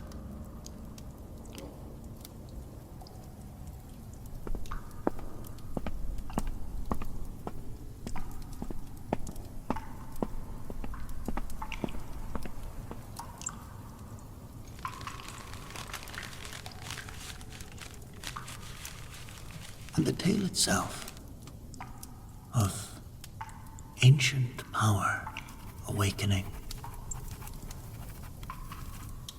of fear turning neighbor against neighbor, and of unlikely allies standing together against the darkness. His tale became part of the oral tradition of Cyrodiil. Bards and travelers carried it from the imperial city to distant Anvil, from Bruma to Leoween, each telling, adding embellishments, till the simple farming village grew to a mighty town, and Althea and Boren became heroes of nearly mythic proportion. Yet, in that original village, the true story was remembered. Each year on the night when Masser and Secunda aligned above Vindicil, the villagers gathered not in fear, but celebration of their survival and unity. They drank mead and told the tale to their children, who would one day tell it to theirs. They placed wreaths of protective herbs at their doors, not out of superstition, but in honor of the healer, who had recognized the danger when all others turned blind eyes to it. And they remembered how quickly fear can turn to hatred. And our survival often depends not on driving away the stranger, but on heeding their wisdom. Now, as for Vindicil itself, the ruins settled back into slumber. Yes, weeds and vines gradually reclaimed the fallen stones. Rain and snow washed away the scorch marks of alchemical fire, but no one built upon that hill, nor quarried its stones for new construction. Some boundaries the people of Cyrodiil learned are best left marked, respected. For the worlds beyond our own sometimes press close against the veil of reality, and what sleeps in ancient stones may yet dream of returning.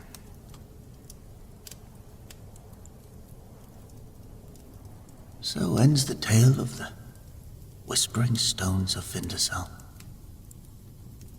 Humble little chapter in the vast chronicles of Tamriel that reminds us, even as we walk in the paths of great heroes and contend with princes of Oblivion, reminds us that courage and wisdom may be found in the most ordinary places, when ordinary folk stand together against a darkness.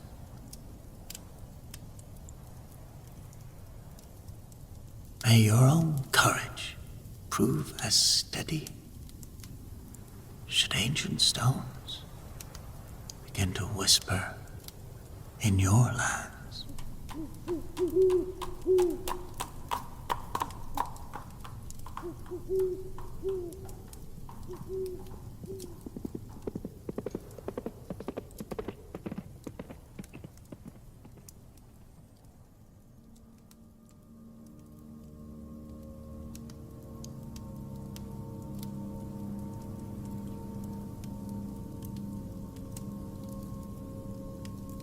Countess Aveline Marion of Corot rode through Blackwood marshlands under a starless sky, desperation consuming her reason like fever, 7 years of marriage to Count Roderick had brought no heir, and succession fears haunted her dreams, with visions of their noble house crumbling to dust.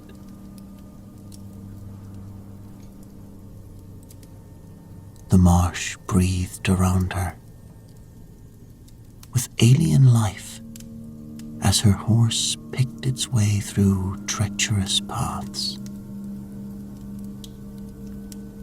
Wisps of foxfire danced between ancient histories,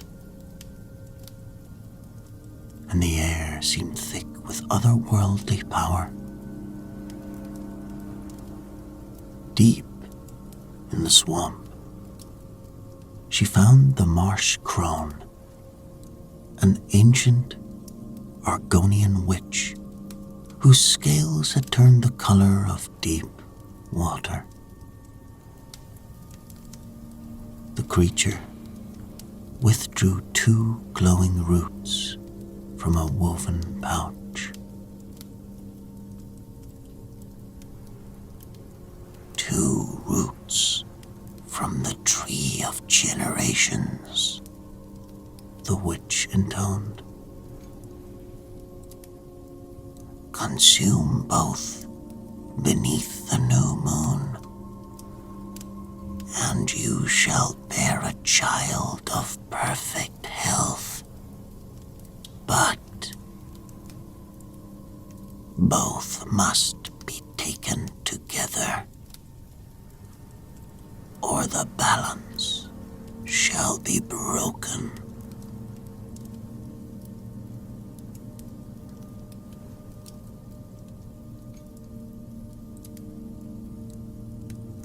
Ayleid accepted the roots, their warmth pulsing like tiny heartbeats. She paid the crone's price, a locket containing her mother's portrait, and departed.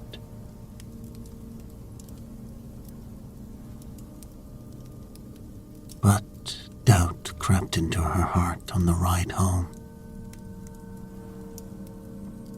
The dark root seemed to writhe in her grasp, its surface warm and moist.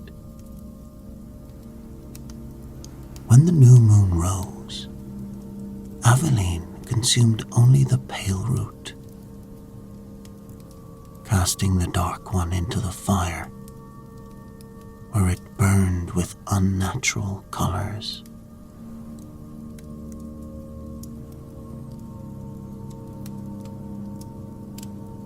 Nine months later, as autumn painted the great forest in gold and crimson, Ayleid felt the first pangs of labor. It was said the birth was unlike any the midwives had ever witnessed, lasting nearly 2 days, accompanied by strange omens that set animals on edge.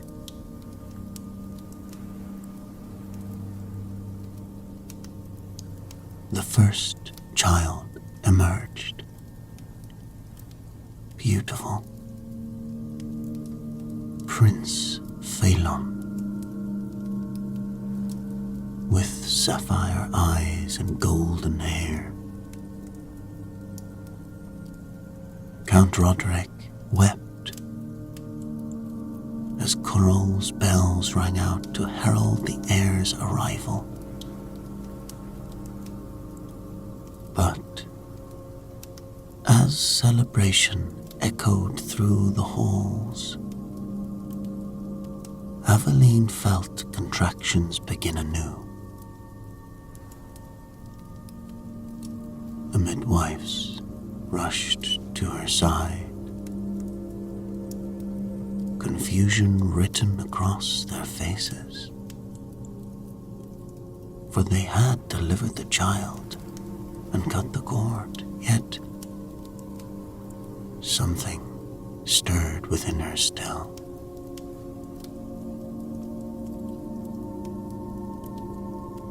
And what emerged next was no mortal child. It was a serpent,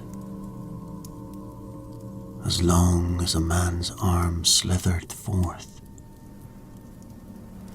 scales black as midnight,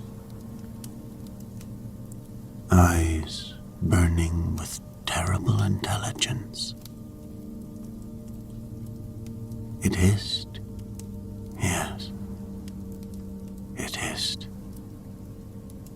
Not the sound of any beast, but something speaking rage and betrayal in an ancient tongue.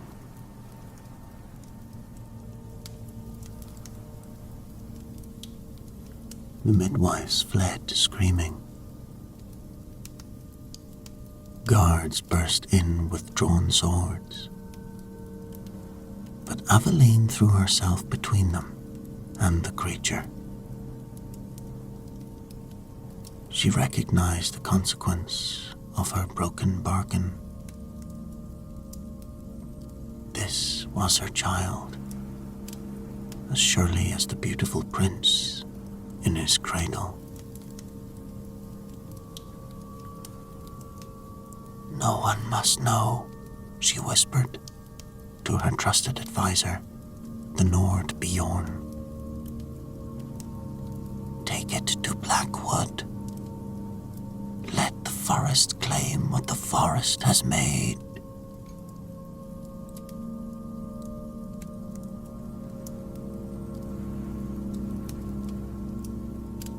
Bjorn wrapped the serpent in rough cloth, his hands trembling as its eyes fixed upon him with terrible understanding.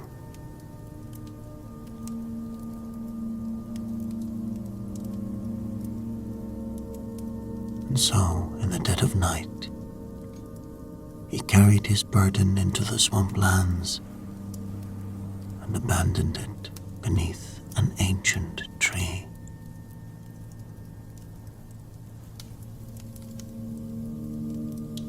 But the serpent that would become Zaeth possessed a will fiercer than flame.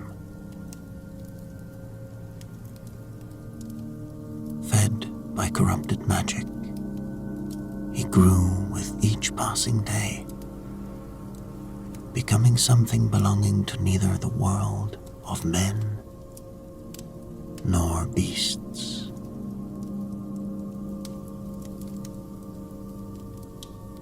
It was said 18 years passed by. Prince Phelan grew into everything his parents had hoped. Tall, strong, beloved by all. His laughter filled the halls, and his wisdom and counsel belied his youth. Yet, Ayleid could never look upon her golden son without remembering the other, abandoned in the swamp.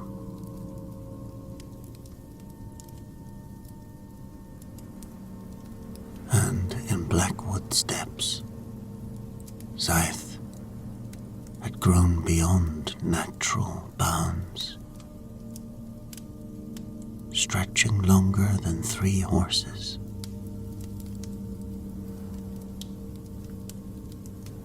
His scales had hardened into armor that could turn the finest blade. But it was his mind that made him truly terrible.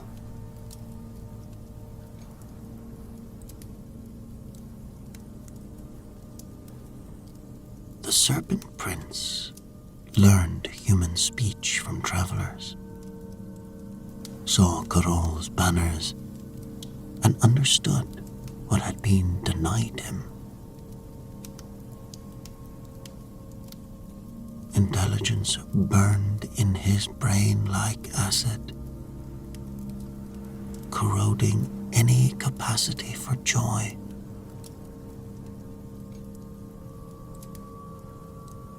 He devoured not just flesh, but knowledge, learning to read from abandoned campsites, discovering what it meant to be noble, to be loved. Zaeth hungered for recognition, for acknowledgement of his birthright.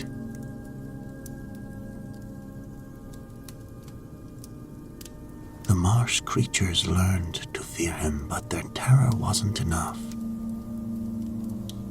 He heard songs. Yes, songs praising Prince Phelan's valor. Each word a barb in his heart. Each verse a reminder of what was stolen.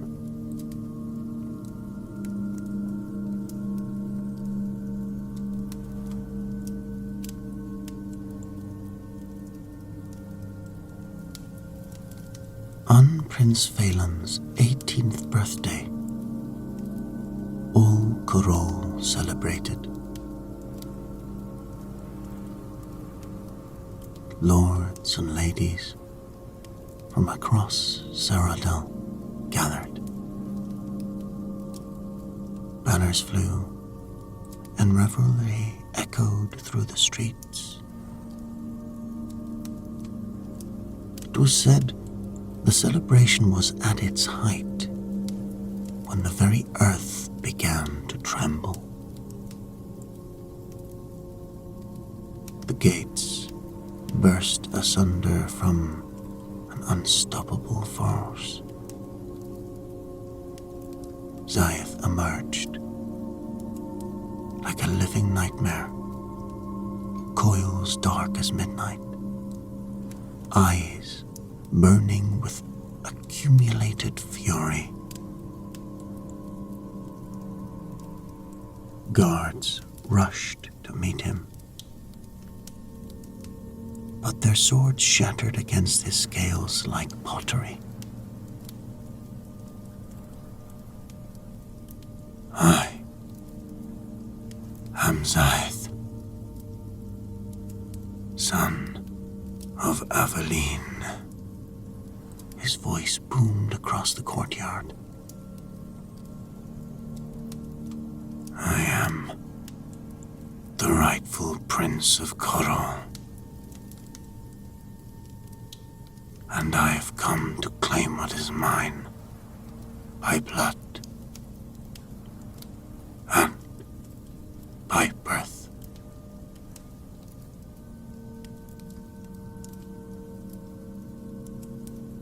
The crowd fled, but Ayleid stood frozen, recognizing the monster her choices had created.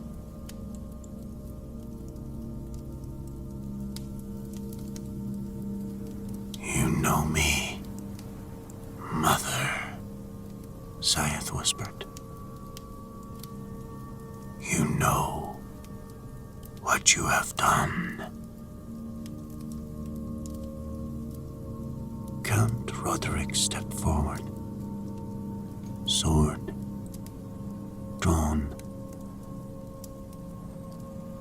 What do you want, demon? Recognition, tribute, the fear and respect that is my birthright. Zaeth replied.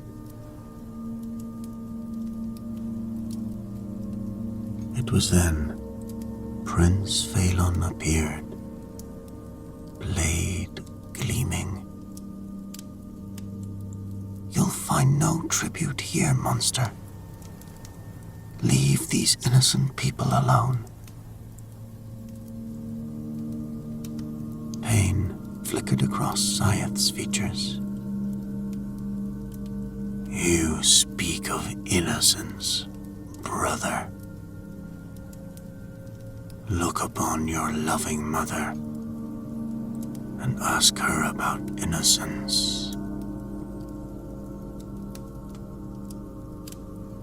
The word brother felt like thunder. All eyes turned to Ayleid, whose face had gone white. "Each new moon, you will send me a maiden from your city," Scythe continued with terrible calm. "In exchange, I will leave your precious coral in peace. Refuse, and I will reduce your walls to rubble."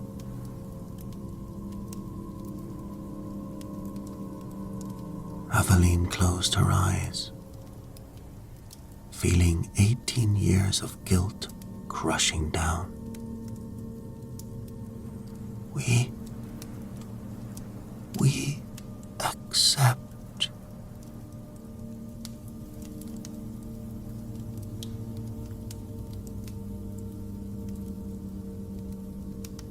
The first tribute was paid by Lady Cordelia, who went to her fate with dignity despite tears.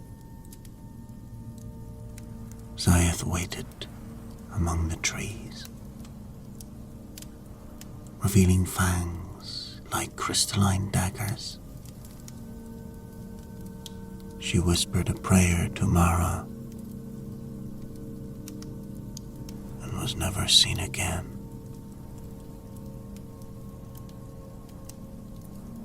And so the pattern continued with each new moon. Fear settled over Coral like a shroud. Young women fled to distant provinces. The once warm city became a place of whispers and dread. Where joy withered like flowers touched by frost.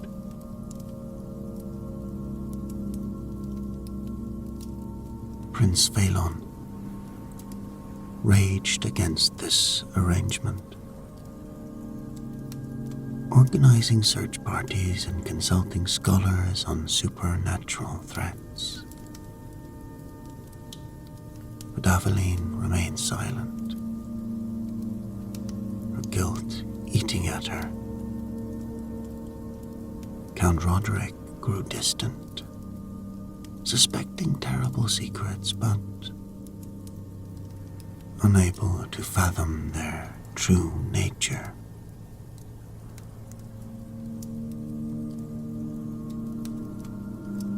Now, it was said in a village about 3 leagues from Coral lived Elara, a shepherdess who practiced healing arts. She had known loss. Plague had claimed her mother and brother. War had taken her betrothed. When news of the serpent's demands reached her, fire kindled in her heart.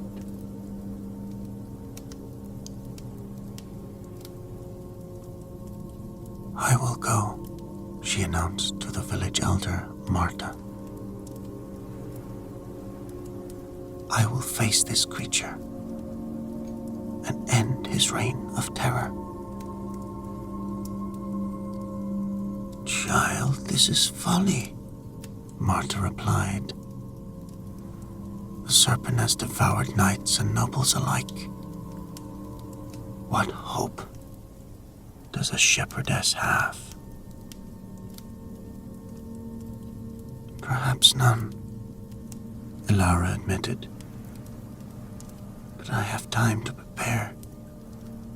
Knowledge of old ways. There are secrets in the forest, older than the Empire. And so, despite protests, Ilara made her way to Corral and presented herself as the next tribute. Word of her sacrifice spread through the city, and many wept to see such courage. But she had not come to die, for she had come to discover the truth.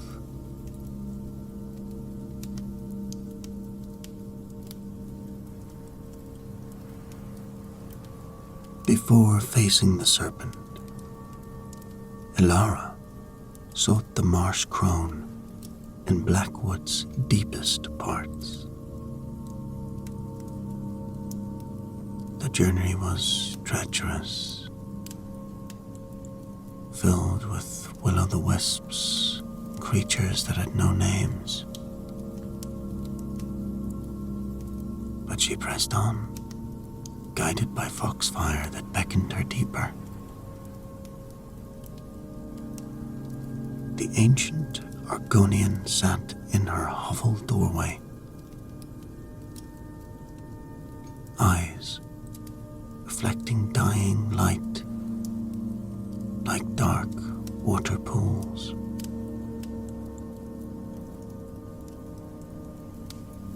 You seek the Serpent Prince, the crone said without looking up. You would face Zayath where others failed.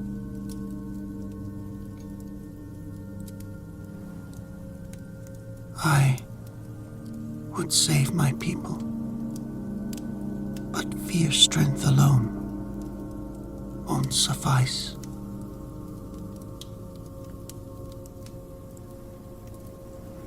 The crone's ancient eyes fixed upon her. The Serpent Prince was born of magic corrupted, balance broken. His mother took only half what was offered, birthing half a child. The capacity for love, joy, human connection, lost to the void.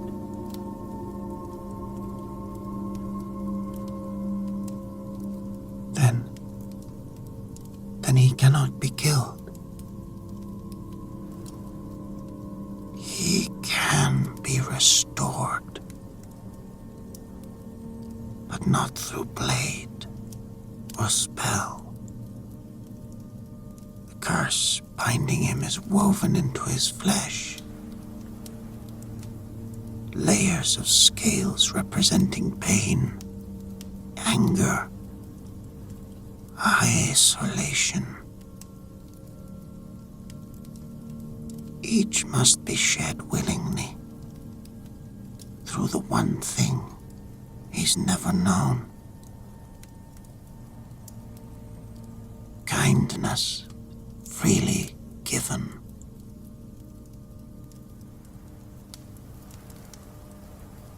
It was then the crone withdrew a vial of shimmering liquid, essence of the 3 generations. When the final scale sheds, pour this where he lies. It will complete his transformation.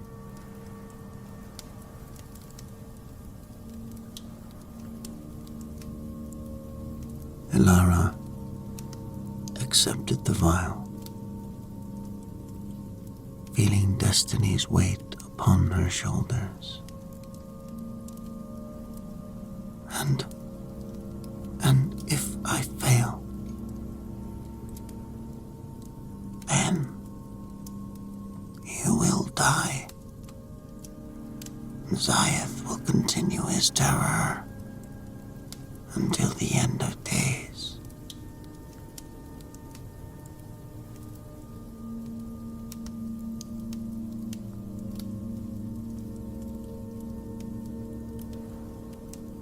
And so, on the new moon's night,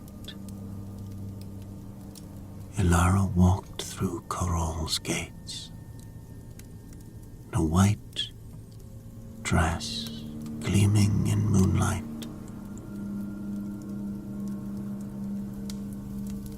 Guards escorted her to the forest's edge with grim faces. "Do not mourn for me," she said. "All stories must have endings."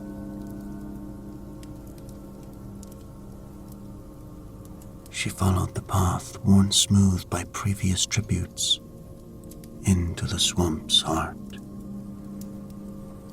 where Zayeth's lair lay, a cavern carved from living rock, entrance guarded by bones.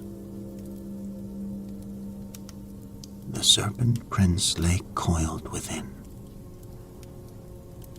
scales gleaming like black marble in the eerie light of luminescent fungi.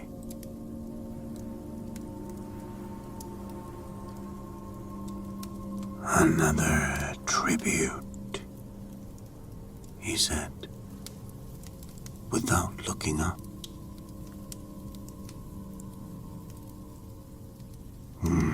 What makes you think you'll fare better?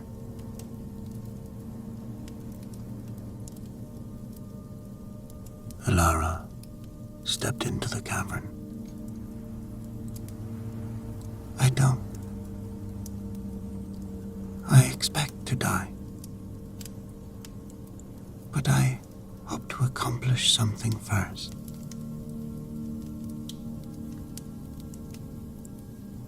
Zayeth raised his head, burning eyes fixed upon her with surprise.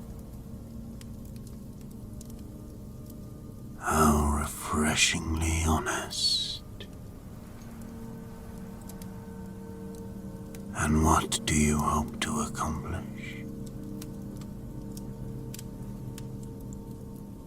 I hope to understand why a prince of Corol chose to become a monster.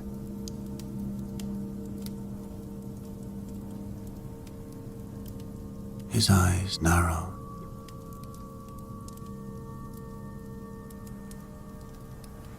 I am no prince.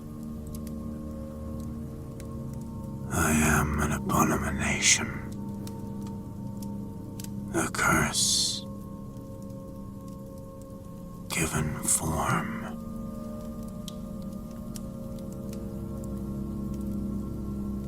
Is that what you believe? That you're trapped by your nature, unable to choose differently?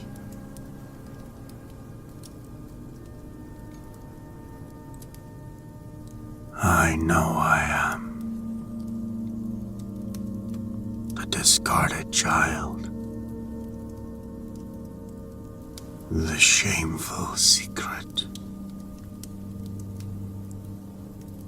The mistake that must be hidden.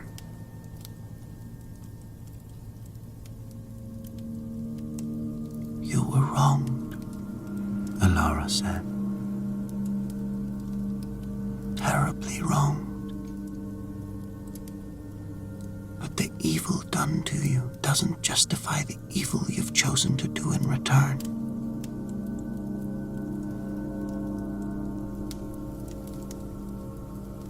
Do not presume to judge me. You have known love and acceptance. What right do you have to speak of my choices?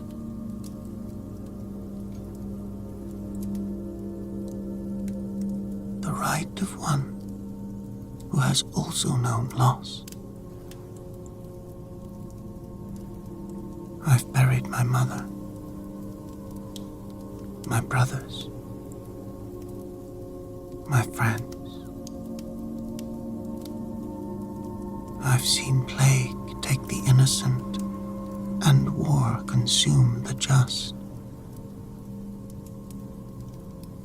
But I've learned that suffering shared is suffering halved, while suffering hoarded becomes poison that destroys the soul.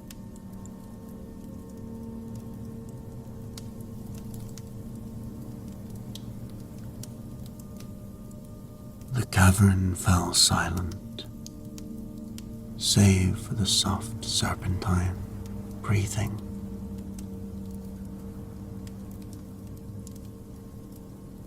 The serpent studied Alara with coal-burning eyes searching for deception.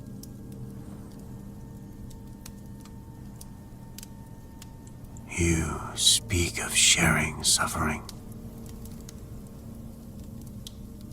But who would share the suffering of a monster? I would. If you would let me. The Serpent Prince recoiled. You offer pity. Nothing more.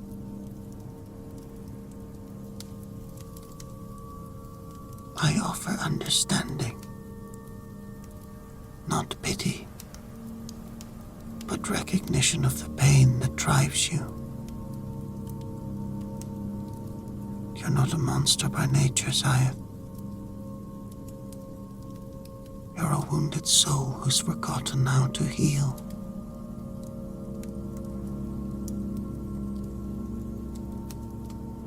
Look upon me, girl. I am scales and venom and teeth. What healing could there be?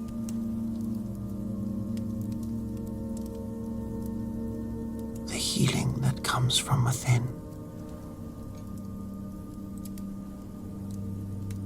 From choosing love over hate. Hope over despair. Connection over isolation. She moved forward slowly, reached out with a trembling hand, extending towards his massive head. What are you truly? Beneath the scales and anger, what remains of the child who was cast out?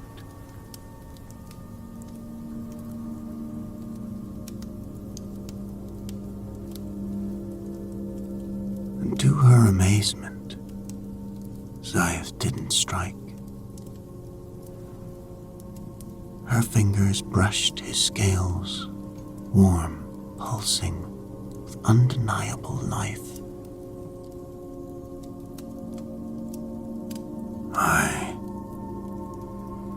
I don't remember. whispered, voice breaking like a child's.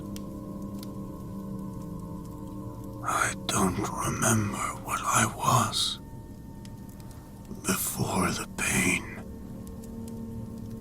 before the hate.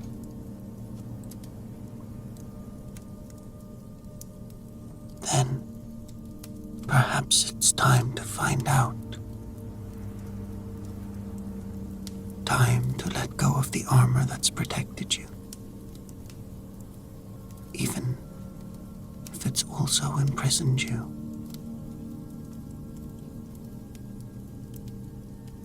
The Serpent Prince shuddered, great coils writhing in agony.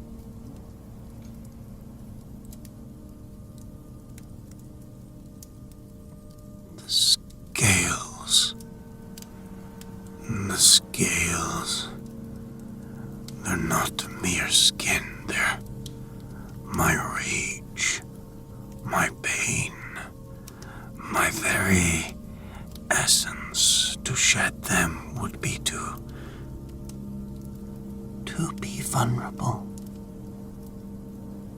to risk being hurt again, to know fear saith. But the alternative is worse. To live forever in darkness, forever alone.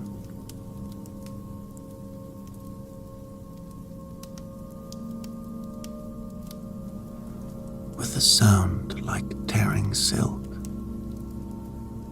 the outmost layer began to split. Zayath cried out, a voice echoing like a damned soul's wail.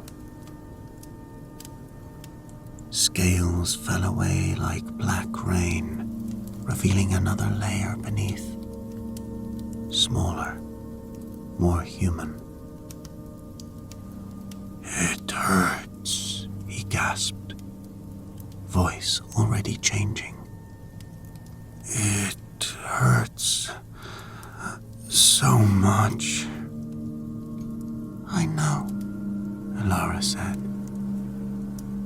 But the pain you feel now isn't destruction. It's birth, becoming something new.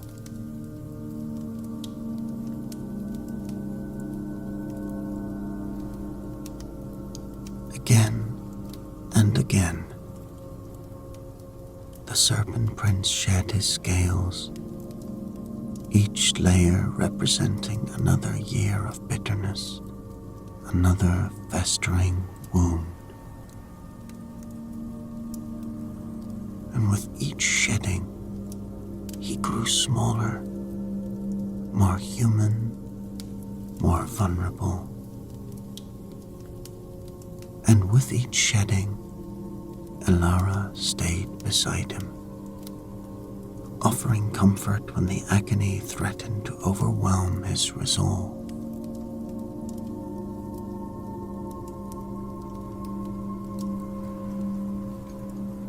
As dawn approached, Zayath had diminished to half his original size. Serpentine form revealing the human shape within.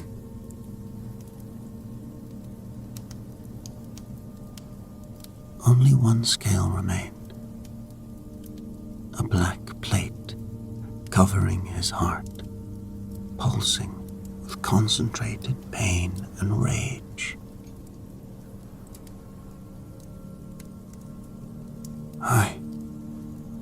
I can't, he whispered, voice fully human. This last scale, it's all I have left of my strength. Without it, I'll be nothing. Alara knelt beside him, hand resting gently on his flank. You'll be yourself, not the monster you became. but the man you were always meant to be.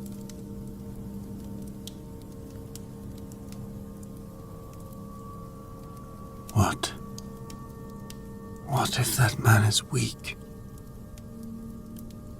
Nothing more than a frightened child who was cast out. Then you'll be a frightened child who's no longer alone. A child who has friends, hope, a future beyond this cave's darkness.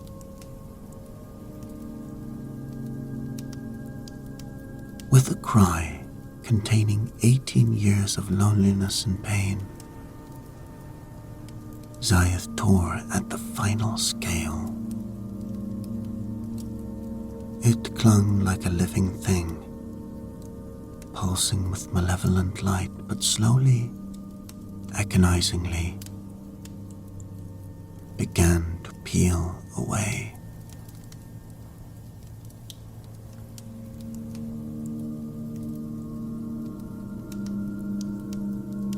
The transformation was instantaneous and complete.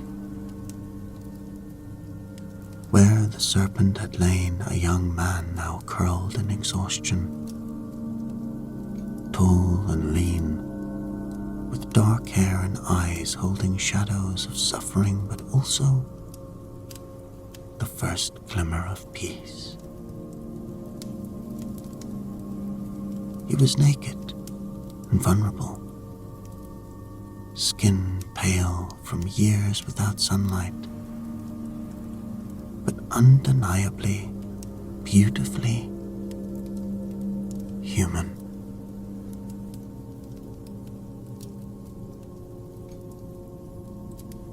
Elara wrapped him in her cloak, cradling him as he wept 18 years of tears. She withdrew the crone's vial and poured its contents where the scales had fallen. The liquid hissed and sparked, dissolving cursed remnants and filling the cavern with the scent of growth.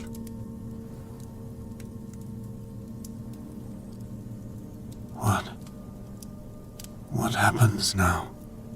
Zayeth asked. Now we go home. We face the truth, no matter how painful. And we discovered what it means to be human in a world that's forgotten how to forgive.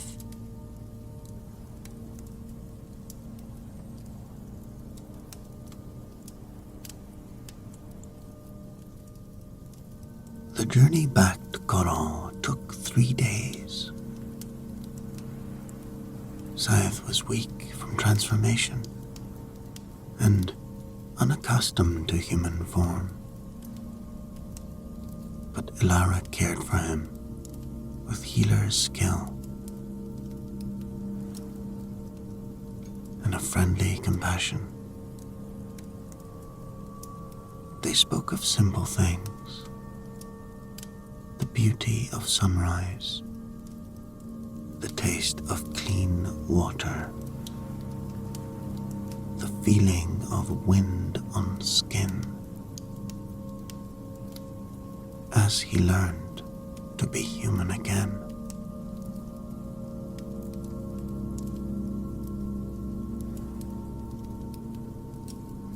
They entered Cyrodiil at noon. Guards recognized Elara and marveled at her return. No tribute had ever emerged alive.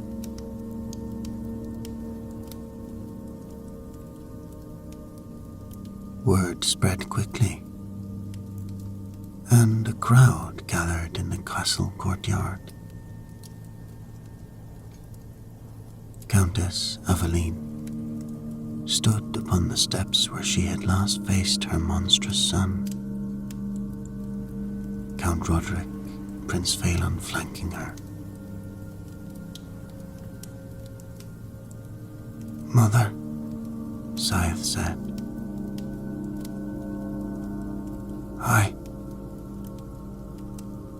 I have come home."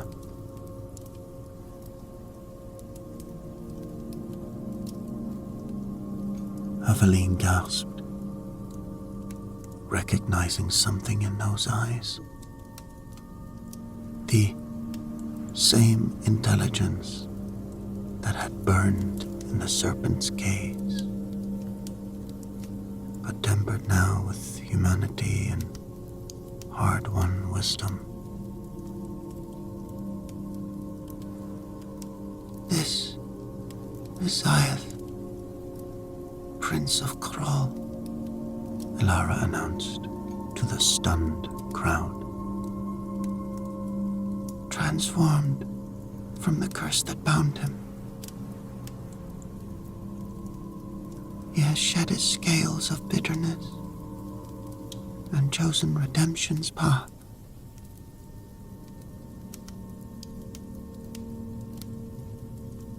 Prince Phelan stepped forward, studying the stranger with growing recognition.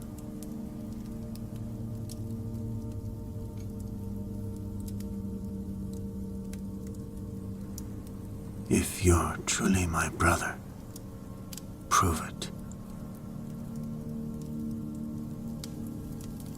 Scythe met his gaze. When he spoke, his voice carried the weight of 18 years of hidden observation. "I watched you from the shadows, every day of your life, brother. I saw you training at dawn, practicing the 7 sword forms Father taught you. I heard you singing Mother's lullabies in the garden when you thought no one listened.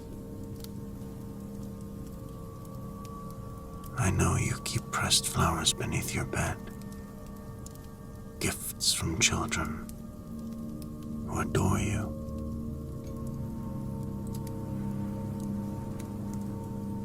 Phelan's sword clattered to stone. Then Countess Aveline could bear the weight of her secret no longer.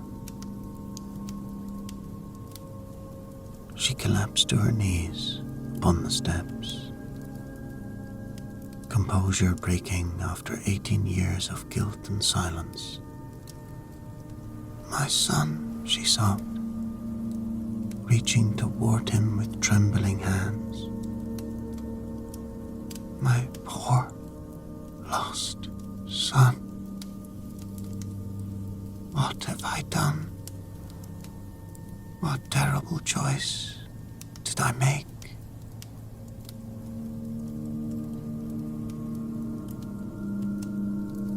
The truth came pouring out like poison from a lanced wound. A desperate bargain with the marsh crone, the magical roots of generation, the terrible birth, and the decision to abandon the serpent child rather than face the consequences of her incomplete magic. The crowd listened in stunned silence as their beloved countess revealed the dark secret. Count Roderick stood frozen, his weathered face cycling through shock, anger, betrayal, and finally a deep, profound sadness. "All these years," he whispered,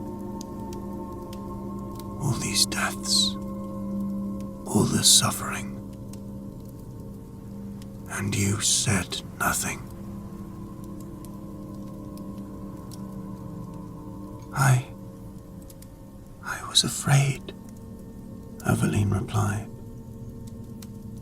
Afraid of losing you, afraid of losing Phelan, afraid of what the people would think.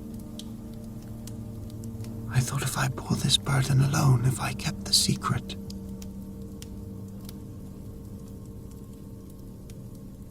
You created a monster, Prince Phelan said. His voice hard with righteous anger and pain. And you fed it innocence to keep your shameful secret safe. Yes, Ziath said quietly, stepping forward, drawing all eyes to his transformed form. She did create a monster. And I became exactly what she feared I was. A creature of spite and hatred, feeding on the very fear that birthed me. But the blame is not hers alone to bear. He turned to face the crowd.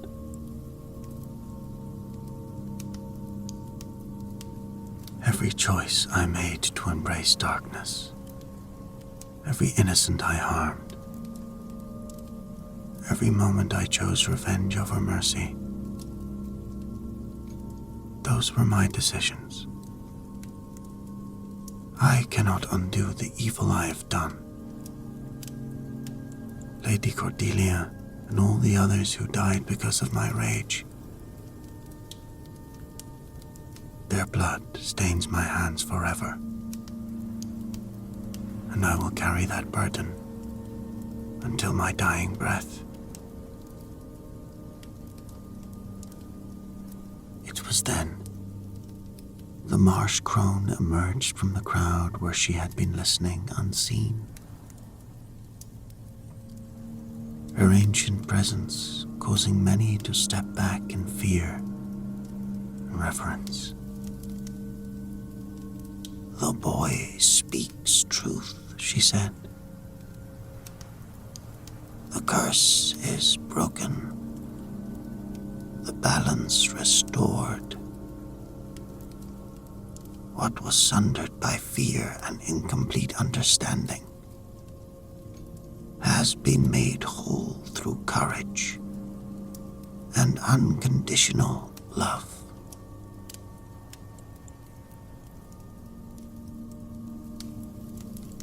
Count Roderick stepped forward. If you are truly my son, then you are heir to Coral, alongside your brother. But those you wronged deserve justice, and the people need to see that even princes must answer for their crimes.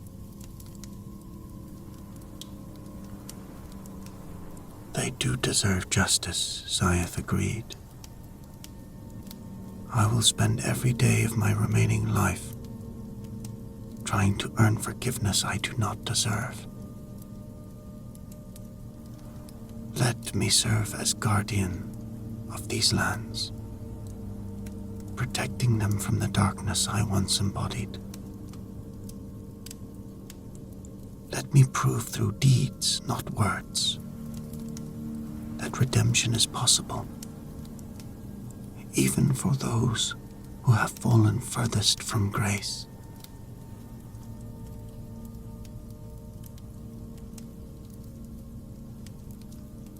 Prince Phelan, after long moments of internal struggle, approached his transformed brother. His face was a battlefield of emotions. Anger, grief, hope, and the faint stirring of something that might one day become forgiveness.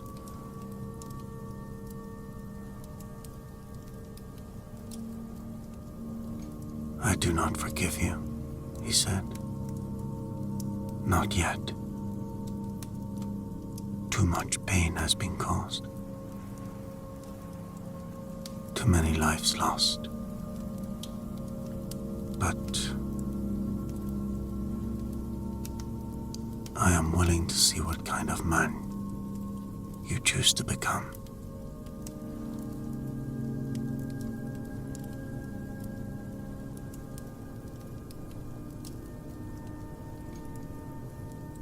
Years passed, and the tale became legend throughout Cyrodiil. Scythe never took his place in Coral's halls of power, instead choosing to dwell in the borderlands between civilization and the wild.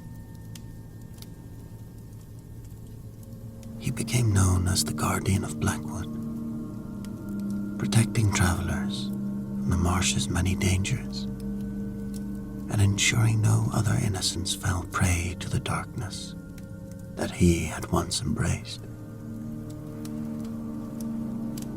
Ilara remained by his side, their bond forged in that cavern's depths, growing into something deeper and more beautiful than either had dared to imagine.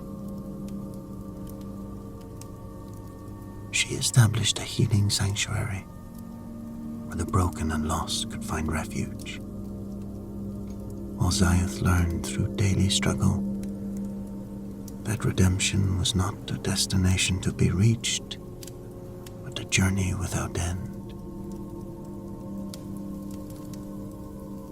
In Coral, the family slowly began to heal from wounds that had festered too long.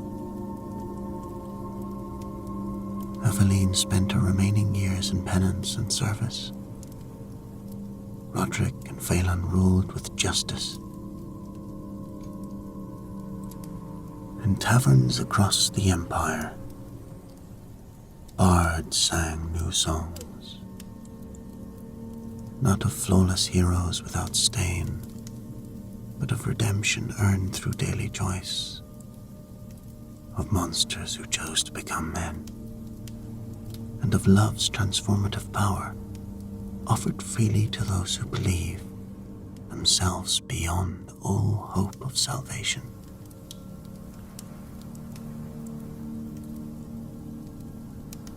The marsh crone, satisfied that the cosmic balance had been restored, faded back into legend where she belonged. But sometimes, on nights when Masser and Secunda danced together in perfect harmony across the star-filled sky,